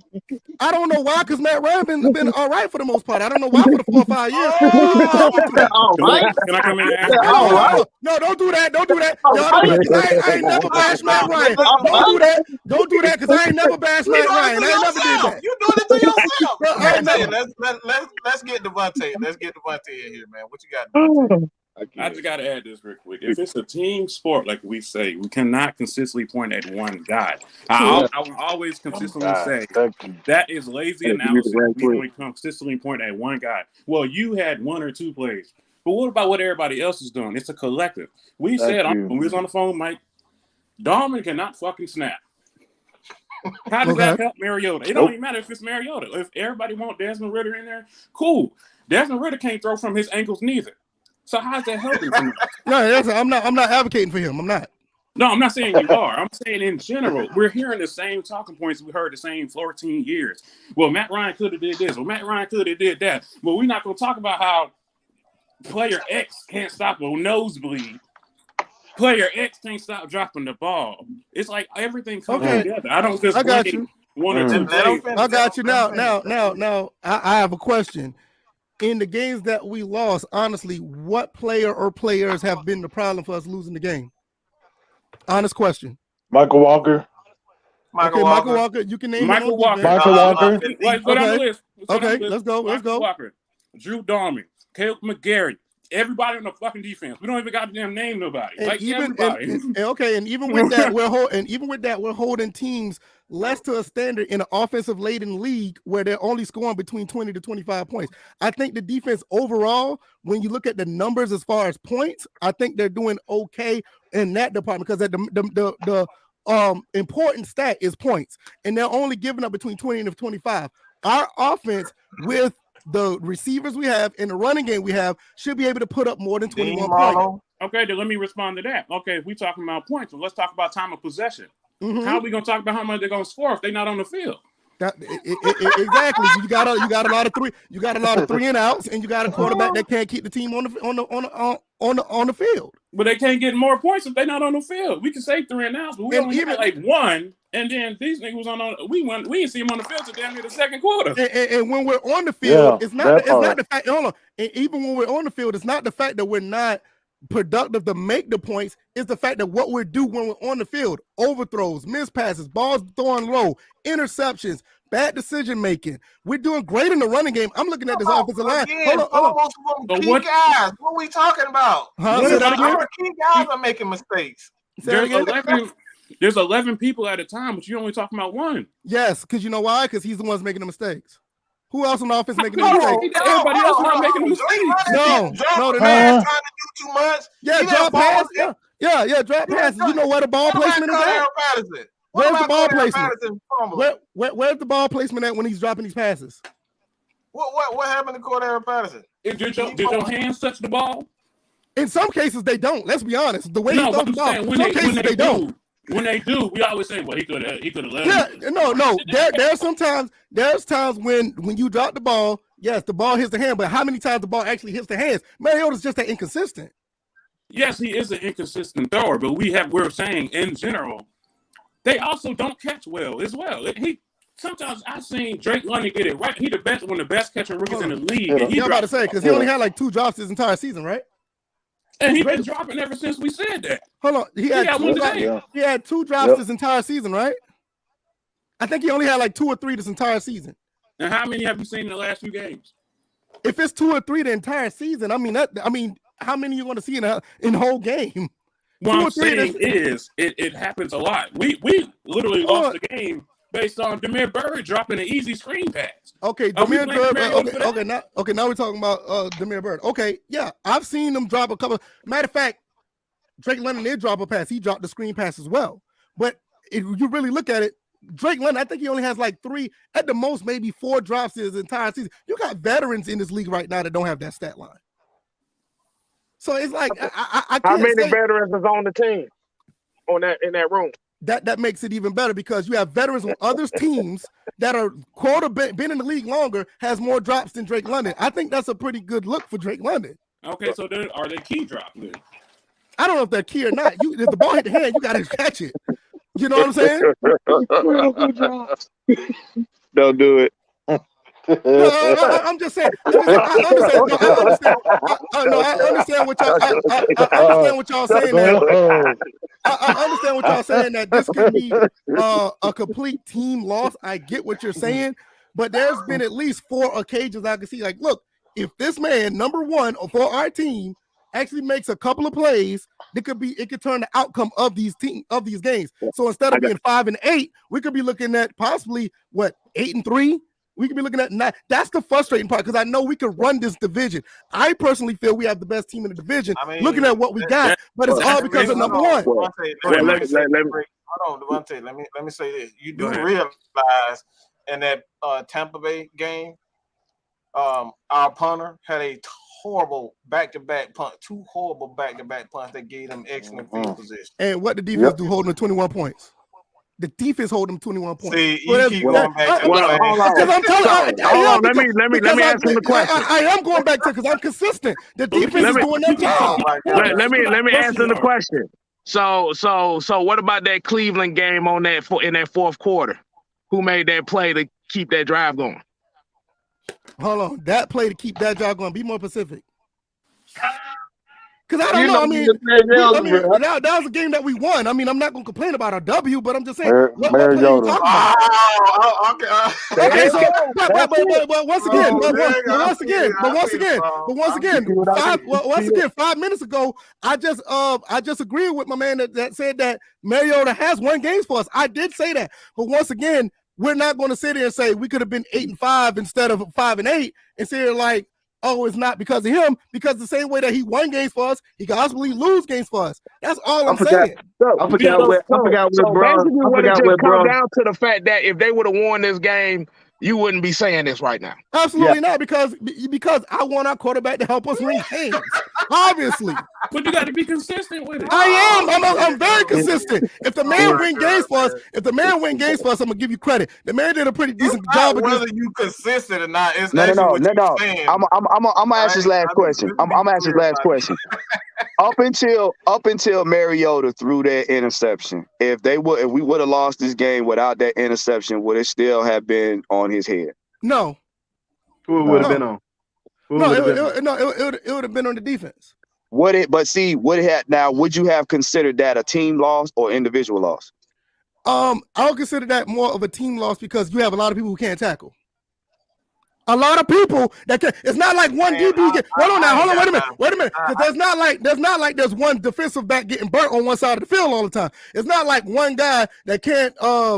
That one person that can't tackle. You had a collective of guys who can't tackle. That defense was the reason why those guys could not stop them when it was time to get them down there. Yeah, I don't have a problem calling team losses, but you got to understand at the same time when you have a person with the ball in their hand making mistakes at crucial moments, you can't say, "Oh, that's what the defense did in the second quarter. That's the reason why we lost." No, bro, it don't work like that. So why can't we call this one a team loss if we see two back-to-back game-changing penalties where we done backed up 30 yards? I can't say this game is a team loss because of the fact that even though he threw that interception, his back was his shadow of the end zone was behind him. I cannot put that on him. Now I did hear earlier before I got on live. I think it was K-Styles. Somebody else said that the ball that Mariota threw was behind Drake London on the Fitzpatrick interception. Right or wrong? Thank you. I wasn't here for that. I forgot who just said that. So what you got to say about the fumble that got called back and the pass interference that wasn't called? Well, that's the refs. Come on now, the refs are bullshit. We know that. We know that. So we all know that. We don't have to. But no. You can't say it's all on Mariota if all those things happen in the game. No. This particular game is not. I just said that interception you talking about that happened about an hour ago. That interception doesn't happen if that fumble is made. But bro, you're right. But bro, if that pass interference get called, it's 21-19. But wait a minute, that pass interference get called 21-19. You're right, but I did not blame this game on him though. You just did it. No, I said you can make. Wait a minute. I say it again. Hold on, I say it again. I will say it again. I will say it again. Mike, I will say it again. You can blame him because of the interception, but his back was against the end zone. He had to throw the ball. I did say that. But you can make that. I'm not. The man just asked me who do I blame. I said the defense because of poor tackling in the run game. I did say that. I did not say Mariota cost this game. You can make the case. No, now the other four games, the Saints, the Rams, the Panthers, and the Commanders, you can make that case. You didn't answer my question. I said, that interception, what if that interception doesn't happen and we get the call by the ref on the pass interference, or we get that fumble? I think more what is your thought on that? I think more likely we win that game because we have an extra possession right there with that fumble. I think we win this game. I firmly believe that was a bad call by the refs because it wasn't fun. The man took 2.5 steps and fumbled the ball, and the ref called and said it was incomplete. There's no way the man was damn near tucking the ball in. That's a fumble. That's an extra possession where at the very least we could have got a touchdown off of that. That was 2 extra possessions right there. Yeah, I agree with you. I'm not saying this man cost this particular game. You can make the case because of the bad throw to Drake London at the start of that last drive, but I'm not gonna put that on him. Now these other games, When you had Drake London open in the Rams game and you threw it to Jalen Ramsey, I'm gonna give him that. You fumbled the ball against the Saints, I'm gonna give him that. That terrible play when you played against Carolina at the Panthers, I'm gonna give him that. The Commanders, not so much because it was bad play calling, but I will say that you shouldn't have threw the ball in that position in the beginning.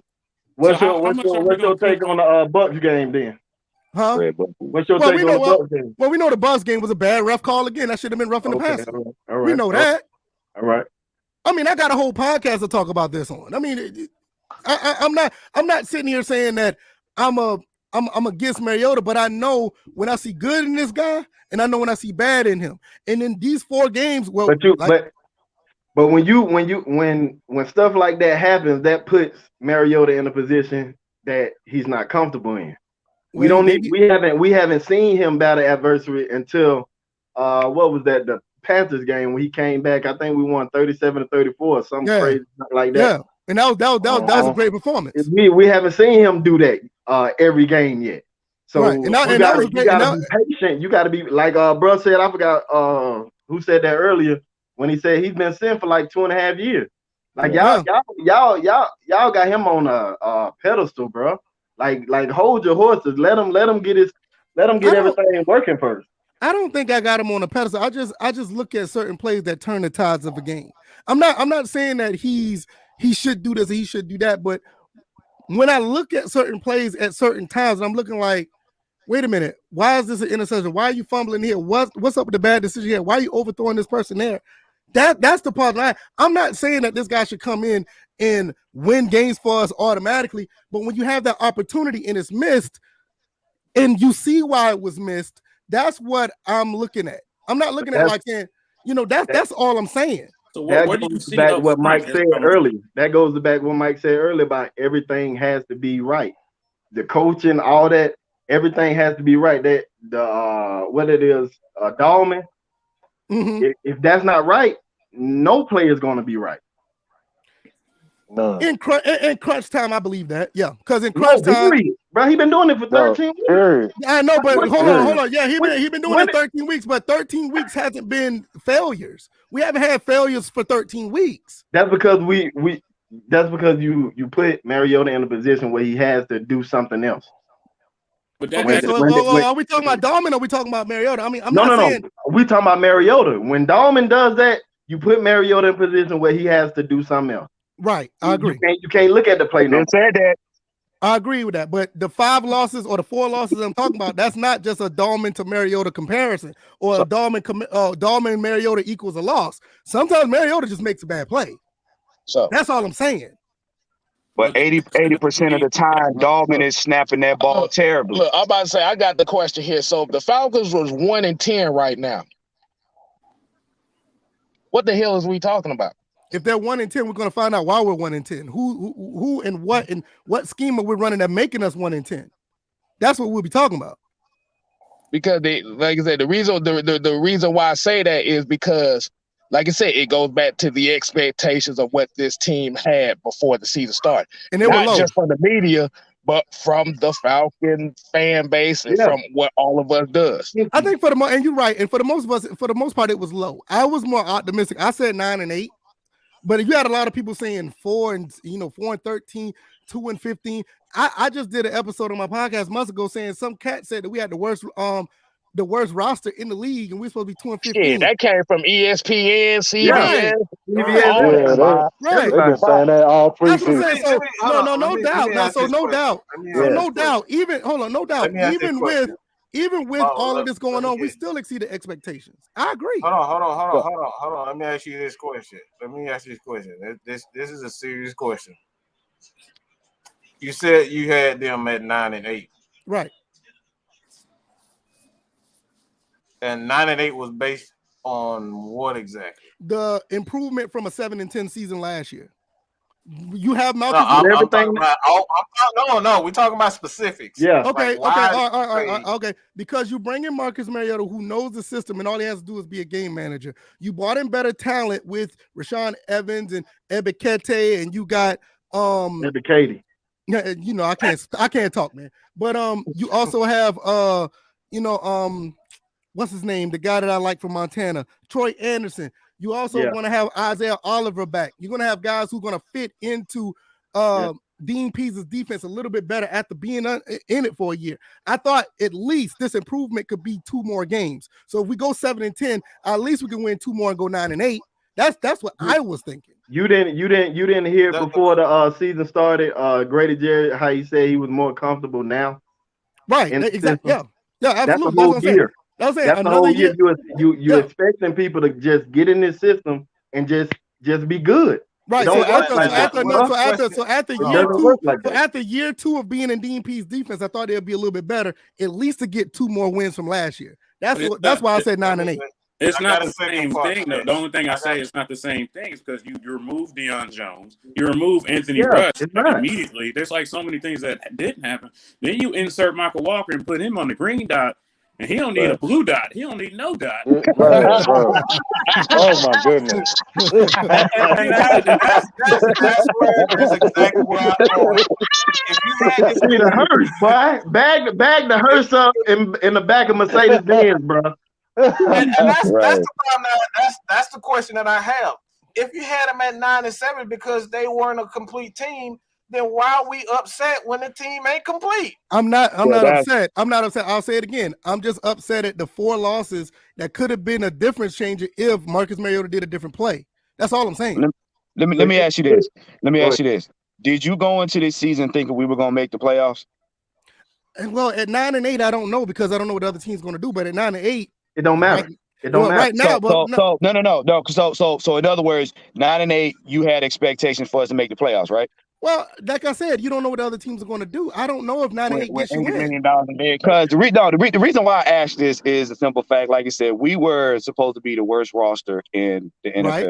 Facts. So with that being said, and if the narrative is we're the worst roster, we're going to go 2-15, and this is a rebuilding year, why do we have the expectation to even make the playoffs? Because right now, to technically look at it, we've actually, like I said, we've exceeded. We hit 150%. So technically, we should be happy where we're at right now, even with the 4 losses. We are. I'm not gonna lie, I am. Yeah, because that's what I'm saying. And that's why we keep trying to tell people it's a process, because if we weren't expected to get to the playoffs, our expectation should be to get to the playoffs, even if we're in the hunt, because we know what we are. So if we are what we are, then we're playing to expectation. Once again, like I said, I believe that this team is the best team in this division. I even with Tom Brady at quarterback with the Bucs, I still believe that. But we still can win now. I agree. We still can, but we should be running away with this division. That's my thing. If like the games that I mentioned, if those mishaps don't happen and we execute like we're supposed to, we could easily be right now. We're 5-8 right now. We could be flip-flopped to that, probably 9-4, and actually dominating this division. That's what makes me upset about this. It's not the fact that I dislike Mariota or I don't like this, I don't like that. I'm just looking at certain plays in the 4th quarter when it's time to go ahead and close the door on these defenses. We don't do it. That's all I'm saying. It's easy for somebody to say we can do this, so we can do that when they. Yeah, we all are doing that right now. Wait. It's easy for somebody to say that when it's not their first year in the league. It's easy for somebody to say that when they haven't been on this team before. That's easy for somebody to say. I mean, but you got to put it on the field, though. You have to put it on the field. That's the only way. And when you put it on the field, what do you want on that field? You want somebody with experience. You can't expect that in 13 weeks, though.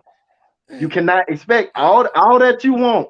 Everything you want, you cannot expect that in 13 weeks, bro. Not even in the off season too. No, we had off season too. You can't expect that then either. No, I agree with you. I know. Don't get me wrong. I agree with you because that's the realistic. Because when you mold the players together out of the blue, just put them together, you don't expect that.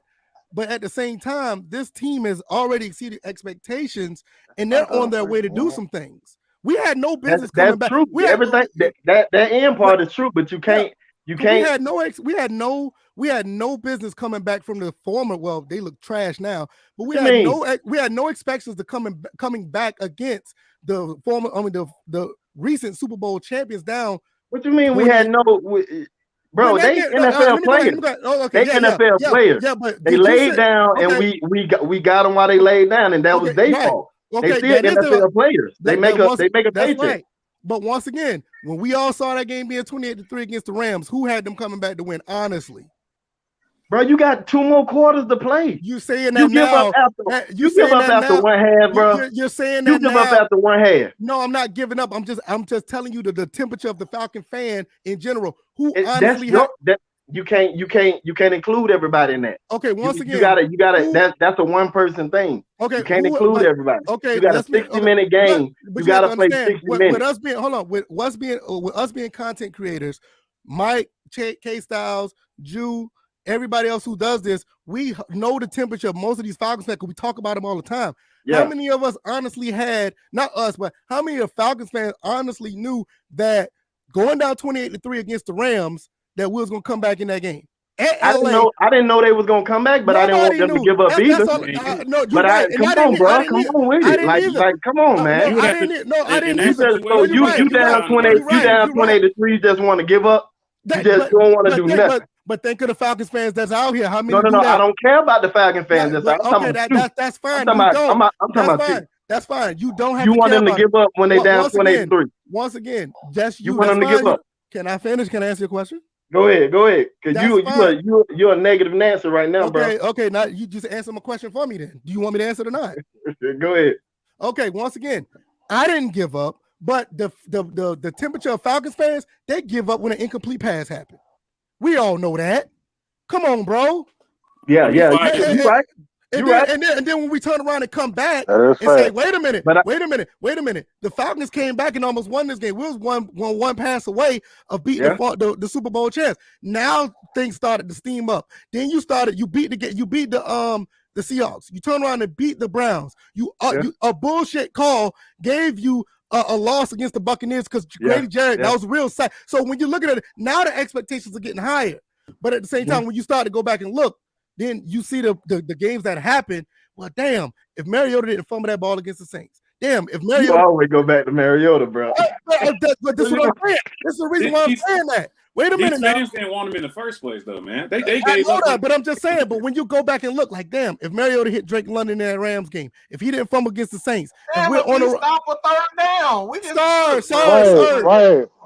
Sir, I got you. But when you look back at it, and we had that momentum, and you see these 1 possession, 2 possession losses, we should be win. We should have 9 wins by now. That's all I'm saying. Let me say this. We don't live in the shoe. Hold on. In that Saints game, because I was sitting right there watching it.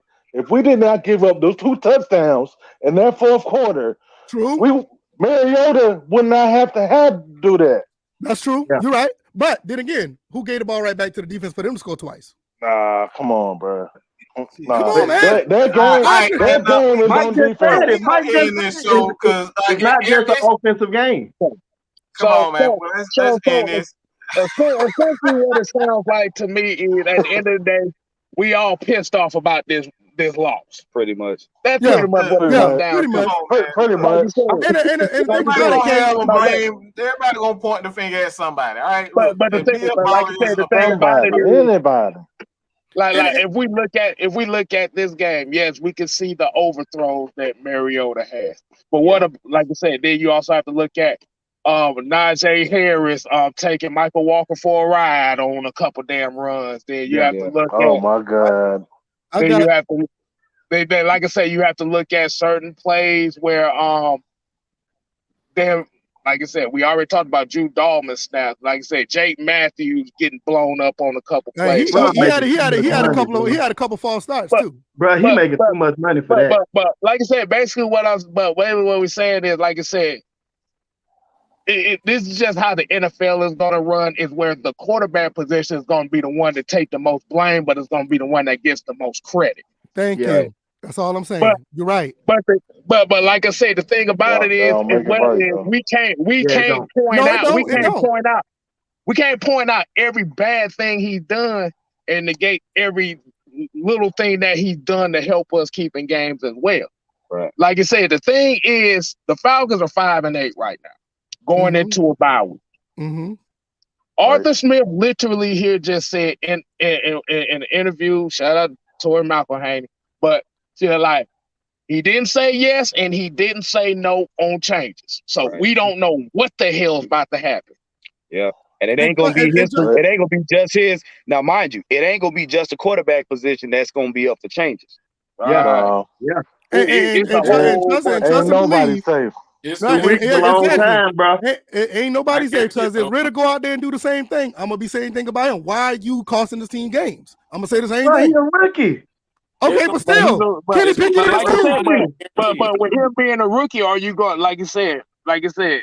Hold on. So here's my thing. So, I got a question. Like I said, this ain't just to you, but I'm just saying to this like this. So if he goes out and have the same thing, so would you feel that Desmond Ritter will be good for the future for the Falcons, or would you be one of those that say, okay, now we need to find someone else?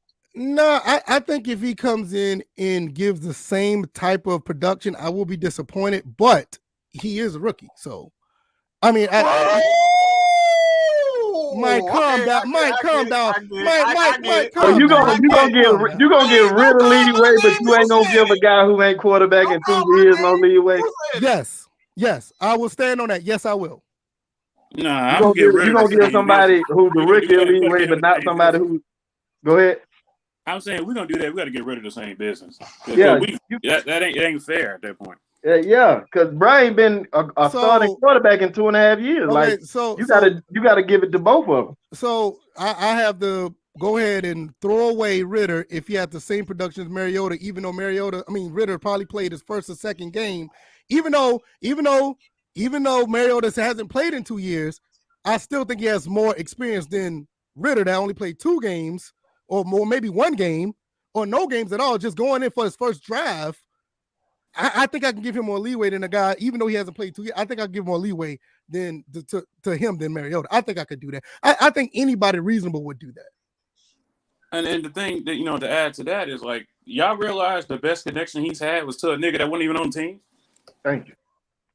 Because he got experience with him. Who he was trying to throw to in them first few weeks. The person he had experience with, Brian Edwards. Yeah. He got cut. So it's a whole thing of trying to gain. I got you. I got you on that, but I'll go back. I'll go back to the Rams game. You think that it's hard? That's who he was thrown to for. Yeah, that's what I'm saying. Brian Edwards, he was, but I mean, was that really the best read, or he just threw it to him? Let's be honest. Was it? But when you in the touchdown, let's be honest. Like you said, you got a tall receiver. What do? You go up to the tall receiver. That tall receiver yeah, come down that ball. I get it. Drake London is taller and he was more open, but is it? I'm talking about Edwards. Edwards tall too. Yeah, but can I say one thing too? Drake London is taller and he was more open, but was that really the right read, or he just threw it? See, the problem with that is y'all got to realize what game that was. That was like the second game of the season. Why is he going to Drake? Can I say something right quick? You have a very good point. That's a very good point. But when you look at it, like you're going to go with familiarity with somebody who's damn near double covered, or you're going to go with the unknown because you don't. Well, when Jalen Ramsey caught that interception, who else was around him? Was it just Jalen Ramsey? No. Can I say something right quick? You don't mind? So going back to that question, I asked him about and I see a lot of folks saying in here about giving Ritter leeway more than Mariota. I don't want to hear nothing about no C.J. Stroud, Bryce Young, and Hendon. No. Hooker next year. No, I don't want. I don't want to hear nothing about that. I do not want a quarterback drafted this next season. I do not. I think I don't want to hear that because like I said, and I keep seeing quarterback coming up in this draft next year. But like I said, if you're going, like I said, if you're going to give. If you're going to give Ritter the chance, you better give him the real chance. I agree. I definitely agree. 4 games, not 4 games, and then all of a sudden now we hearing the whole fan base talking about I want another quarterback. No, you give him the full experience. Well, I agree. Why they'll never want to talk about that one dude from Kentucky? Like, why I gotta be CJ Stroud? Why I gotta be? Is he any good? Every time I see him, he look trash. Every time I see him, is he good? Oh, you gonna find out because he gonna be playing against Georgia in the first round of playoffs. No, but I'm saying in general. Talking about Levis. He's talking about Will. He's talking about That Will about to Levis. get toe up. That about to get toe out the frame. No, he was talking about Will Levis for Kentucky because I never seen nothing good on that guy. No, I'm not saying like I'm saying in general. You're We know not how sorry, the bro. base looks. Like it's the same thing with Barack Obama. He was the mixed candidate until the nigga won. So why we got to do it? No. See the thing, and then here's the thing. This is the one thing with CJ Stroud that a lot of people kind of get into is they see him succeed at Ohio State. Yeah. Which we already know Ohio State quarterbacks really turn out really not to be worth a damn right now. What you talking about, man? What about Cardell Jones, man? What you talking about, bro? Man, that boy playing in fan control football. What the hell are you talking about? Don't do that. I'm just messing with you, man. He's taking shots. Hold on. Let me hit this right quick. I can't wait to trash Ritter. Bruh, I was a big Ritter fan before most Falcon fans even knew who the fuck he was. Same here. Same here. You better watch these shows, boy. Y'all, if you gonna come, you better come correct. You better look. You better ask the people in this chat who the hell put them on Ritter.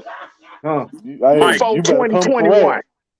Now what we not gonna do is say we can't wait to trash Ritter when y'all didn't even want the man. Y'all was talking about Malik Willis. You was the main one that didn't want him either, so you better stop playing. Yeah.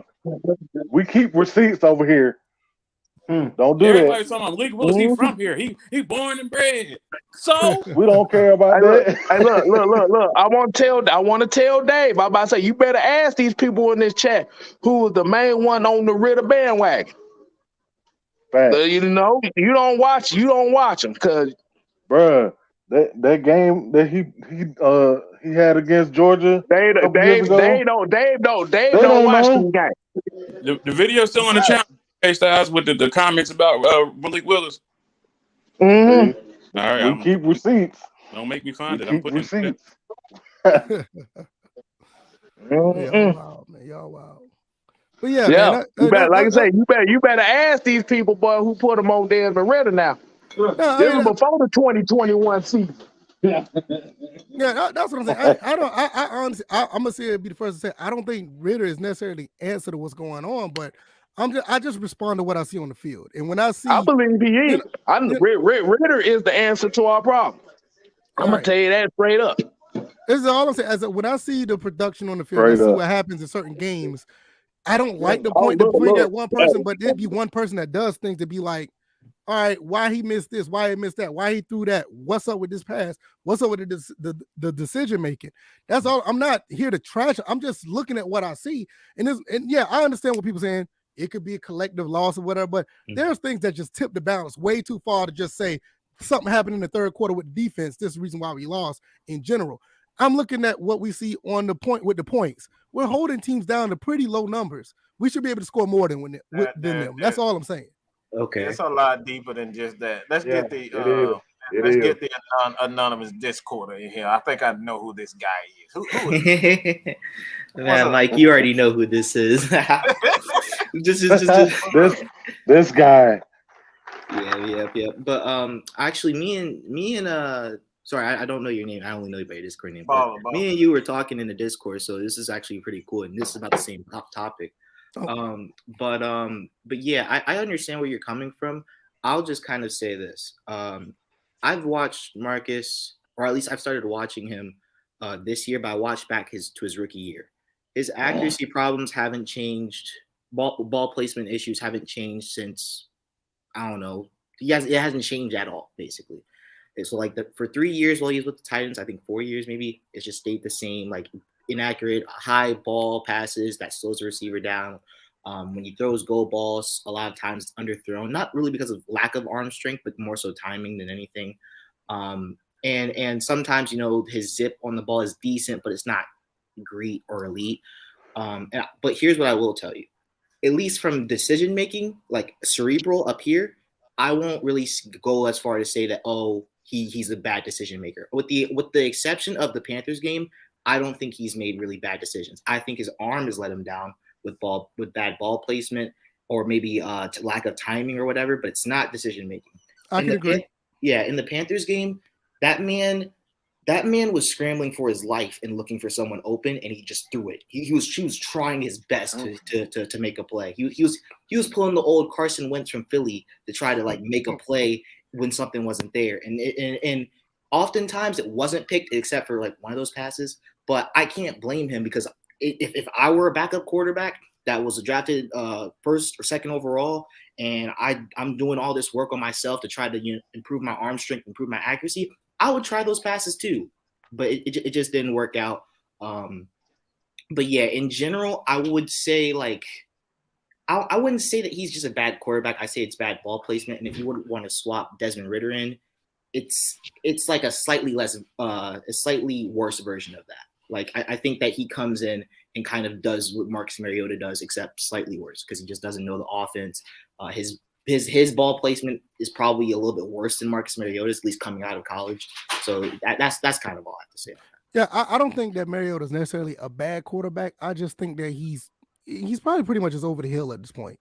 Who he is. Yeah, that's what I'm saying. He is who he is. He's a really pretty decent below average quarterback. I don't think he's bad, but it's just that out of all he's done this entire season, I could count to maybe 4 or 5 plays that I don't like, and those plays tip the balance of games that we won or lost. That's all I'm saying. I'm not saying that Ritter should get in the game or they, but the things that he's doing, those are benchable offenses, to be honest. Yeah, but they are. I get it. Those are the things that frustrate me because those plays that I'm talking about, we could be running away with this division easily. And that's the most frustrating part. For a team that's supposed to only win 2 games by experts, for us to be possibly having 9 wins now, that's the frustrating part. And I understand tackling this, coverage that, somebody bad call here, but your quarterback's supposed to, in my opinion, in a pass-driven league, in an offensive-laden league, your quarterback should at least give you 22 to 30 points easily. And our defense is holding teams down to 21 or less for the most part. We should be winning these games. True. And 1 or 2 plays is making a difference of us not doing that. And you see what it is. It's the play that he has from time to time. That's all I'm saying. I'm not holding the flag for Mariota. I don't want Matt Ryan to come back. I don't care. I just want him to make the plays when needed because he's capable of doing it. Yeah. It's because they got him in a – you got to understand. They got him in a system that's catered to him very well. Exactly. To make very easy, comfortable, and safe passes. And he turns around and blows certain plays. But that's now, though. Like he was he was with the Raiders last year. Yeah. Like that's now. That's like you can't expect him to go somewhere and then come back to what he used to and just be awesome. Like it don't work like that. I got you, man. I get it, but at the same time, when you have a coach that you're familiar with and they put you in a system that you're familiar with, the rate of mistakes should not be this high. It really shouldn't. Yeah, you're right. That's all. Now, if he went to Bill Belichick, or if he went to another quarter, if he went to another offense that he's not necessarily familiar with, I get it. But you came in the league with this offense. Sure, and you were in college with. He didn't come in with these players. He didn't. Come in with but the quarterback is the one that leads those players to say, "Hey, look, I know this offense." Actually, hold on. I get what you're saying, but him going to the Oh. Raiders and coming back to art where he's most familiar with, it should be peaches and cream, pretty much. That's what you're saying. I'm not saying it. I'm not saying it should. You're going to make mistakes because you're rusty, but when you have 4 or 5 games that are making mistakes that's tipping the balance of the game, you might want to start questioning some things. I can see 1 or 2. I don't even think he started with the Raiders.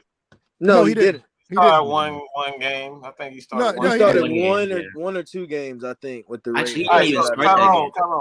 Tyrone, what you got, man? What's going on, y'all? What's going on? What's up?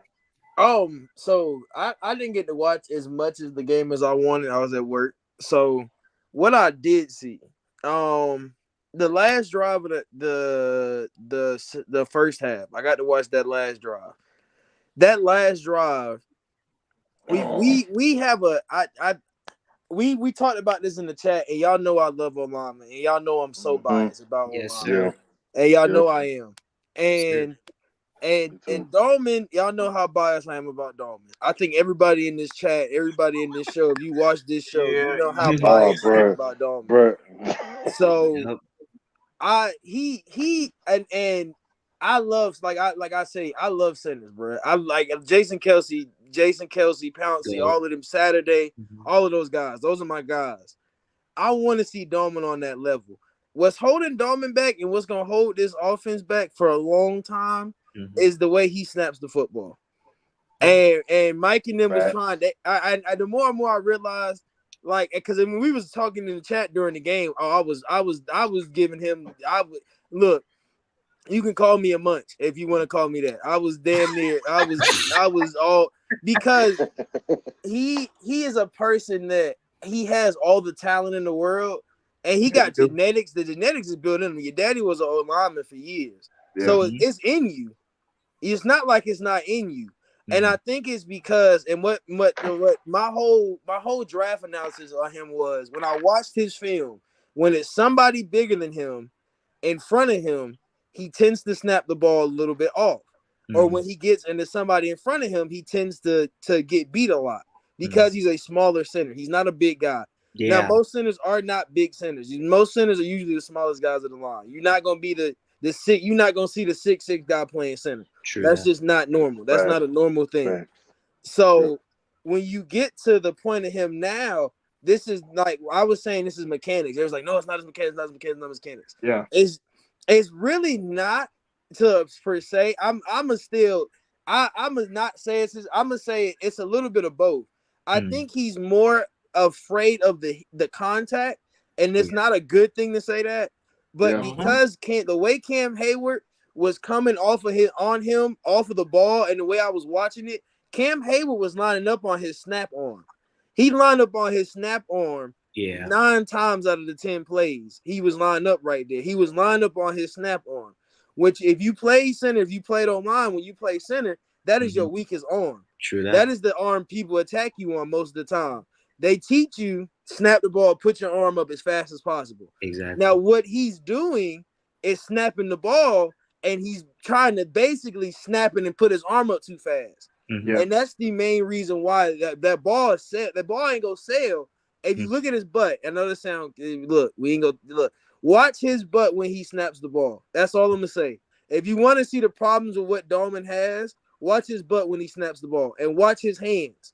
Because one thing about it, he either dips too low because he's trying to drive forward, or he goes too high because he's trying to move before he snaps the ball. And that's the problem. He's more scared of the contact coming at him. But you know the crazy thing is Art was an offensive lineman. Yeah, he can teach you how to be an offensive lineman. You just gotta do it. I think that's the thing now where we were talking about playing Hennessy. And I don't think Hennessy gets burned this season unless it's at left guard or unless it's at another position. Because Dolman is you drafted him. It was the 3rd or 4th round last year. And he is supposed to be your center for the next couple of years. He's going to be your franchise center. So you're going to have to run with him. I think that's the thing. You're kind of stuck right now. You're at a crossroads because either you pay Hennessy and let him be your starting center for the next time. I draft one, man. I ain't even gonna lie. I draft one. I draft one this year. I draft one just to give him that extra push. Like, bro, we got somebody right here about to. And that's what they did. You know what? They did that to Hennessy, and I think that's and he lost it. And I don't know if he lost it to Dolphins. Job where he got hurt, but the thing is, they do it. If you do it like that, that gives you a little push. And they gave Hennessy a push because Hennessy really wasn't that bad at center. He was never really bad at center. I think now it has become a planned thing now for Arthur Smith where he's going to play his own lineman how he wants to play his own lineman. Right. And I don't think you can change how he's going to play his own lineman because he's an old lineman. Because he knows this shit. Like, he's not going to just switch up mid-season. Right. And I think that was the problem. He went through the same problem last year. With you don't Hennessy. remember, we kept rotating centers last year, and we were like, "Damn, this nigga suck." And he was like, "Damn, this nigga suck." And it was just like, okay, now we got two centers. They both suck, and now we got to figure out which one's the better one. Exactly. So you don't want to go through that situation right now. And right now, if you're playing for a playoff spot, you're gonna have to. You're not gonna switch centers. And last year was a I wouldn't say he doesn't call it a rebuild year. It was a retooling year. Right. So last year was a retool of a year. So what it does is that you got to be able to mess around with that stuff. This year we not trying to mess around with all that. You're trying to see the pieces. It looks like he's putting veteran center will be added. I'll say that a veteran center will be added. I doubt they draft one. They're definitely at a vet. Now, see, that's I would rather them go get a vet to help teach Dolman what he needs to learn. Yeah. I need them to get somebody to teach him to calm down. He looks like a couple, he bro. Getting jumpy. I say a couple. Jumpy. I say one behind what's his name who had those false starts today. I say one behind Jake Matthews too. Because I'm tired of him. I think you got it at this point in Jake Matthews' career. You got one more false start and I'm running on the field, bro. This fool here, man. He had like two or three of them, man. See, this is when we get. Jake is a veteran, bro. Like Jake is getting to a point. Jake has been in the league as an old lineman for a very long time. You're almost not a decade now. This gonna be happening, bro. Yeah, you're not going to get a lot of Joe Thomases. You're not going to get a lot of Alex Macks. Sure. Most linemen, you don't see them last that long. Like, they going to play a good amount of time, but they ain't going to play no 20 years, no 15 years, because their bodies go through the most. You go through so much. You go through the most contact. You go through the most contact. You ever look at CTE? If you look at CTE, like the people probably that kill happens themselves, to most linemen. Most of them are linemen because they get hit. You get hit in the head so much, your body gets beat up so much. Jake is just getting old. That's just literally what it is. Honestly, yeah. Like Aiden Hutchinson, Aiden Hutchinson did to That's him it. in that preseason game when he swimmed him and moved him like that. Yeah. He's just getting old. He just doesn't have the same speed that he's had for these last couple of years. Everybody, when we first got Jake was that guy. He was. He was, man. He was him out the gate. He was him out the gate. After he got that contract, stuff started getting shaky around here. That age, and when you get to like, how old is Jake now? Is he in his 30s yet? Almost 30, 31. 30. Yeah. 30, 31. Joe Thomas was 36, 37 when he retired. I think so. Yeah, he was up there. Yeah. You don't see a lot of linemen being 36, 37. Alex Mack is an anomaly. For what Alex Mack did to play a Super Bowl on his broken leg, come back the next season, go to San Francisco and go to another Super Bowl is insane. Like that's just insane shit to do as a lineman. Yeah, Jake is 30. Jake Matthews 30. Okay, yeah. So he got at least 3 years of. Yeah, he's got 3. At most he has 3 or 4. Mm-hmm. At most he has 5. So 3 or 4 is a range. Max is 5. Yeah. So you're going to want to be at a point where you want to have somebody behind him. And at this year, and Jake is an Iron Man. That man don't never. He really is. He don't get hurt at all. Yo, it's like it's scary. I'll put it like this. For me, I'm 21. Everybody that was on my teams growing up, they gone. The only person that's still here is Jake Matthews and Grady Jarrett. Yeah. So when Jake leave and when Grady leave, I ain't gonna have no childhood Falcons no more. Yeah. So like you gotta think like you want to hold on to them pieces and like it's different. It's different when you have O lineman. Jake is the veteran on that O line. You're not gonna like Jake signed that extension for a reason. Jake has that captain badge on his chest for a reason. Yeah. He is literally the reason why that O line plays the way it does sometimes because he calls it. You know what's so weird? What a lot of people don't notice, Jake calls a lot of the O-line calls. Yeah. If you ever look at Jake, see it. You see him pointing and looking around and all that. Jake is the one that looks at the sideline. The center don't look at the sideline. Jake is the one that looks at the sideline. Yeah. So that's the thing. You have to think that man is the top. He is a top tier left tackle. No matter how you see him, he is a top tier left tackle in this league. And you can't get rid of your top tier left tackle until you have a backup plan. Yeah. If that's really hard to do. If it's this year, if it's next year, you're gonna need it.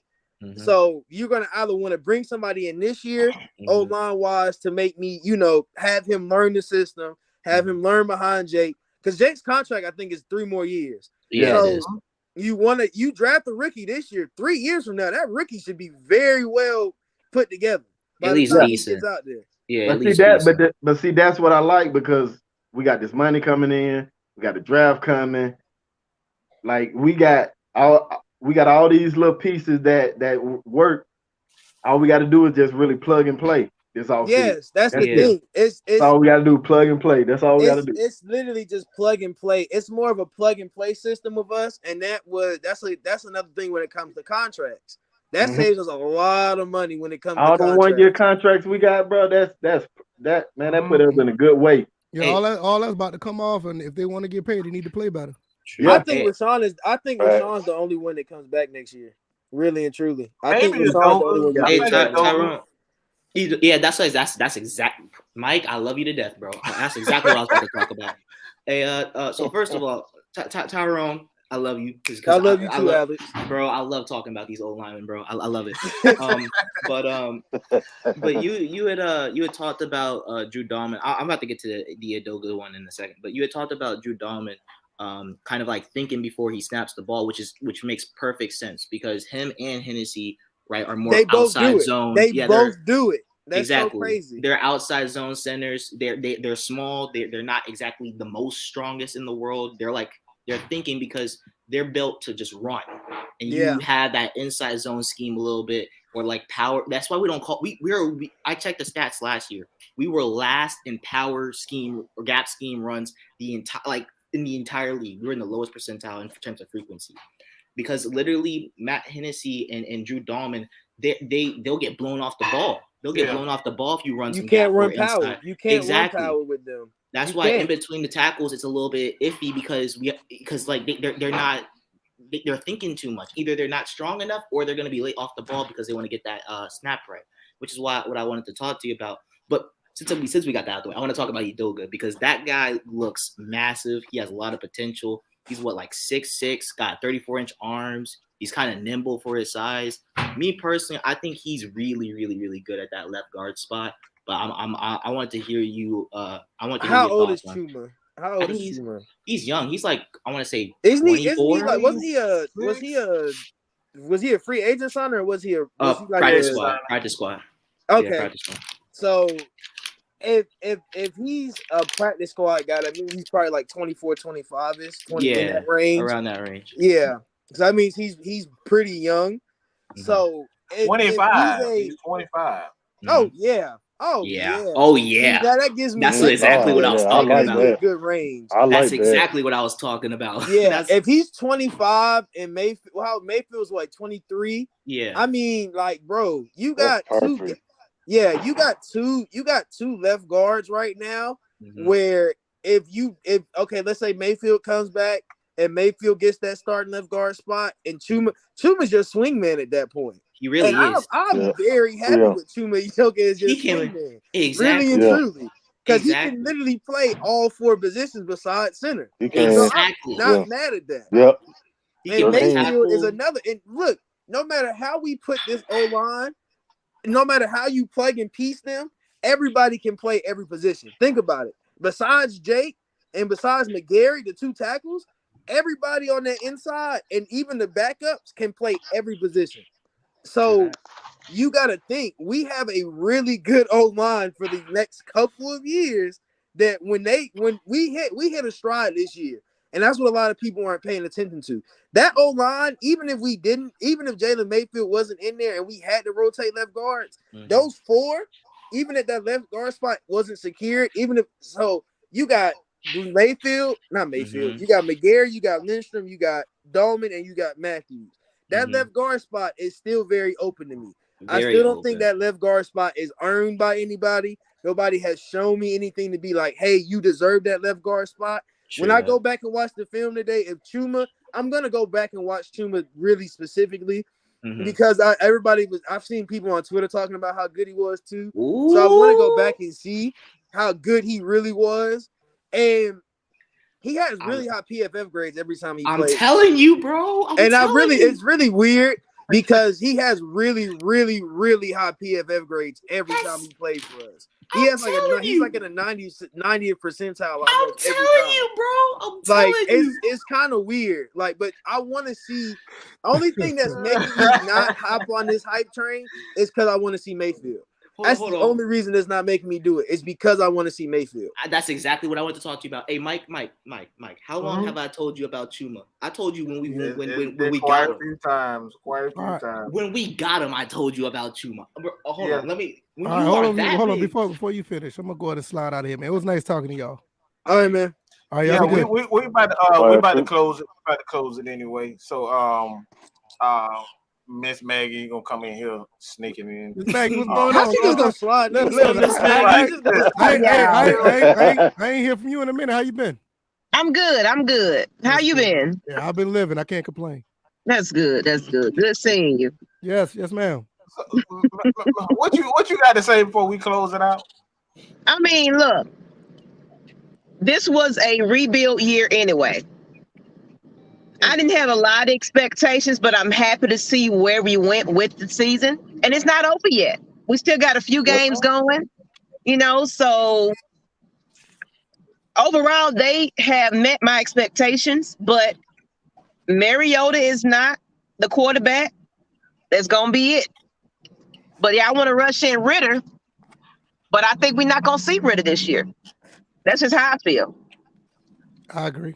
Words of wisdom right there. I don't think Ritter. I really don't think Ritter. As much as y'all want to beg Arthur Smith to play Ritter, we going into a bye week this week, and I would be very surprised we come out that bye week and Ritter's the starter. I would be super surprised because we still, no matter what we going through right now, we still got a chance because we know how bad Tampa is, and they can choke away games just as bad as we can.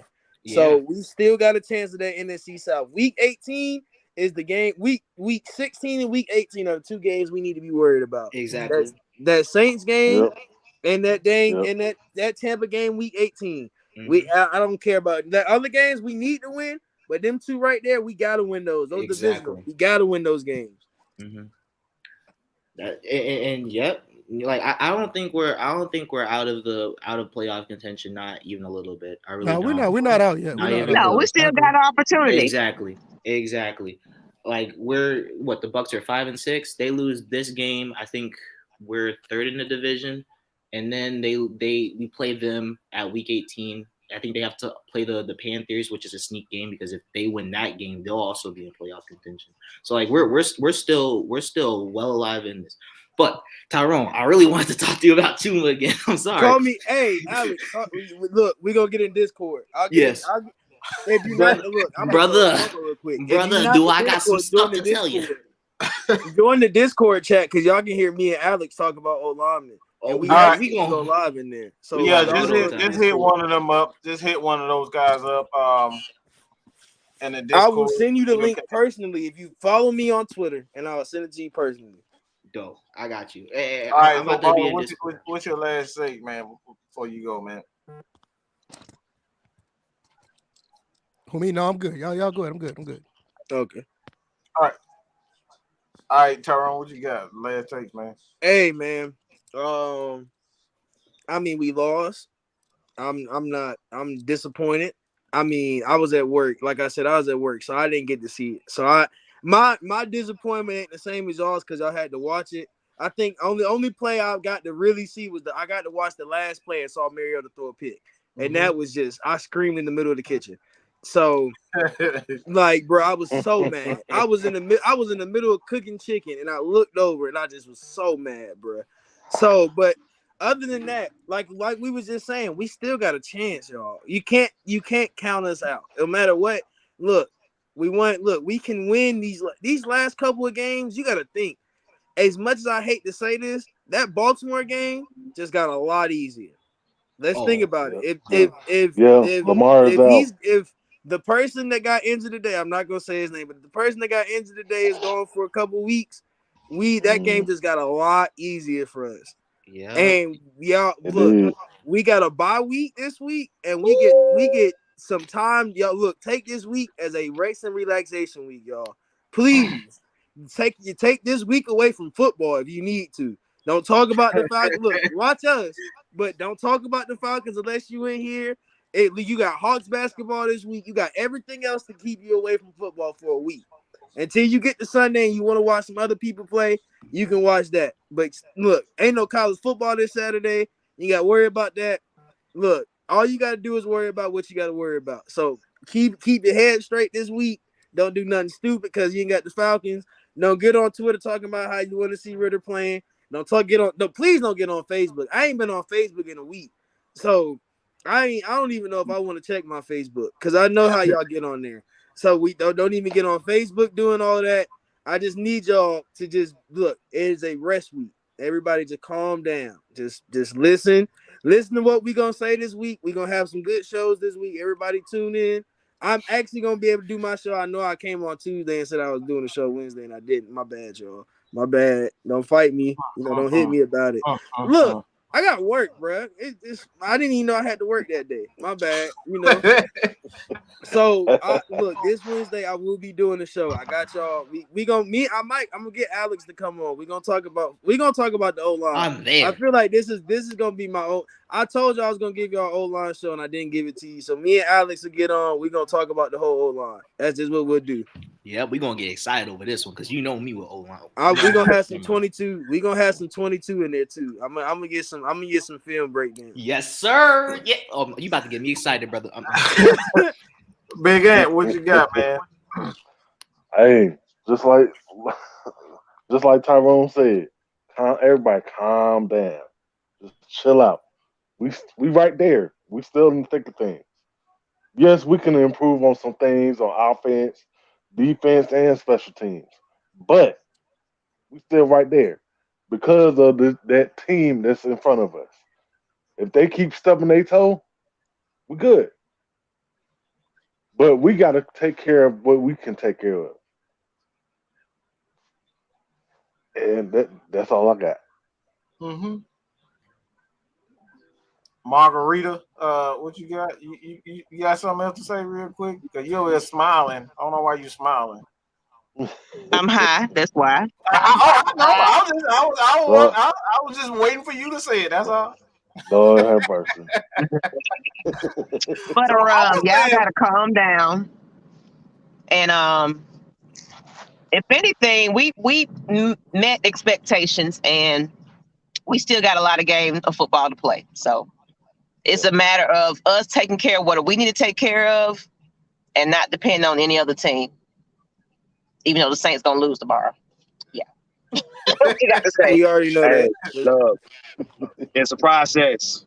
We didn't say we was gonna be a playoff team. Trust the process. Let us do what we gotta do. We win these games, we win them. So hey, we still in the thick of it. Let's see what happens. Oh yeah. Hey, get in the Discord. That's all I'm gonna say. I'm gonna say it again.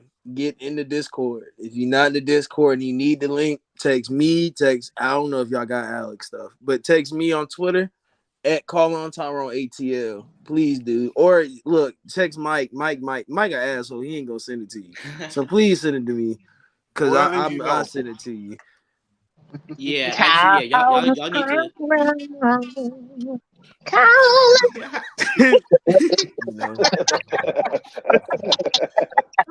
I might use that's my Dwayne, new theme song, y'all. That's my new thing right there. Get your last taste, bro. Dwayne, what you got? Your last taste, bro. What we talking about? Last taste. Just just the last taste as far as the Falcons concerned. Your benediction for Falcons fans. Chill out, relax. What? Relax. We need to relax. Y'all need to relax. Everybody need to relax. If y'all want to call Mariota Bridge Gap, want to call what's going on here, rebuilding, we trying to figure out some stuff, whatever you want to call it, you need to relax. If that's what you want to call it, you got to relax. You got to let it play out. Because nobody knows what's going to happen. Nobody knew what was going to happen this season. I don't care what NFL said. I don't care what CBS said. I don't even care what the fans said. Nobody knew. Because they still got to get on the field. So everybody needs to relax, and we, like we've been doing, taking game by game. Mm-hmm. That's it. All right. So with that being said, man, if Warren ain't got nothing else to say, you got last. Everyone smoke a blunt and have a drink. That's a good one right there. Oh, with y'all, man, I feel like I'm getting.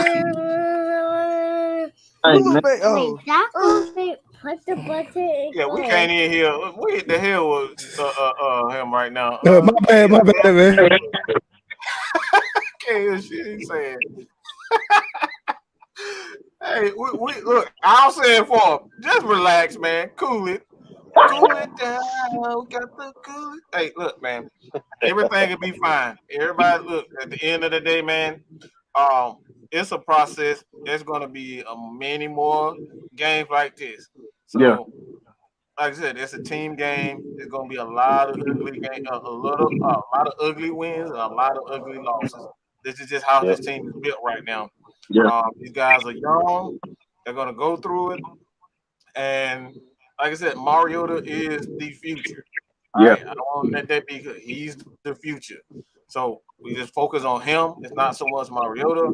Until he's ready, we just have to deal with Mariota, and that's what things is right now. So you guys enjoyed what Baller had to say. You head over to his channel, First and Frame Rates. You can check him out. Baller also on Twitter. Check him out on Twitter too, man. Please go over there and give him a follow, a subscribe. Matt Mike Sports is still got some issues as far as that concerned. Still ironing that out. But in the meantime, obviously GSN, Matt Mike Sports. Head over to Atlanta Falcons Nation. I prefer you head over to Atlanta Falcons Nation. And Six-Man K-Style, Jew Talk Sports. The heavy hitters, man. Dwayne, he's going to be doing a lot of things for.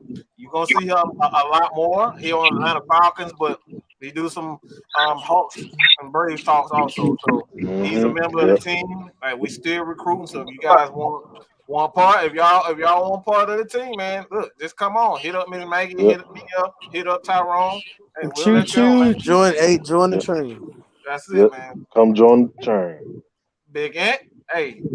I don't know how to say that long ass damn Twitter name you say, so you just say it for your time. That shit is long. I'll be forgetting it. That shit long as hell. Hey, just hit me up on Mr. Jackson 19868 at gmail.com. I would have never got that shit. Hey man, that's all we got to say, man. That's it.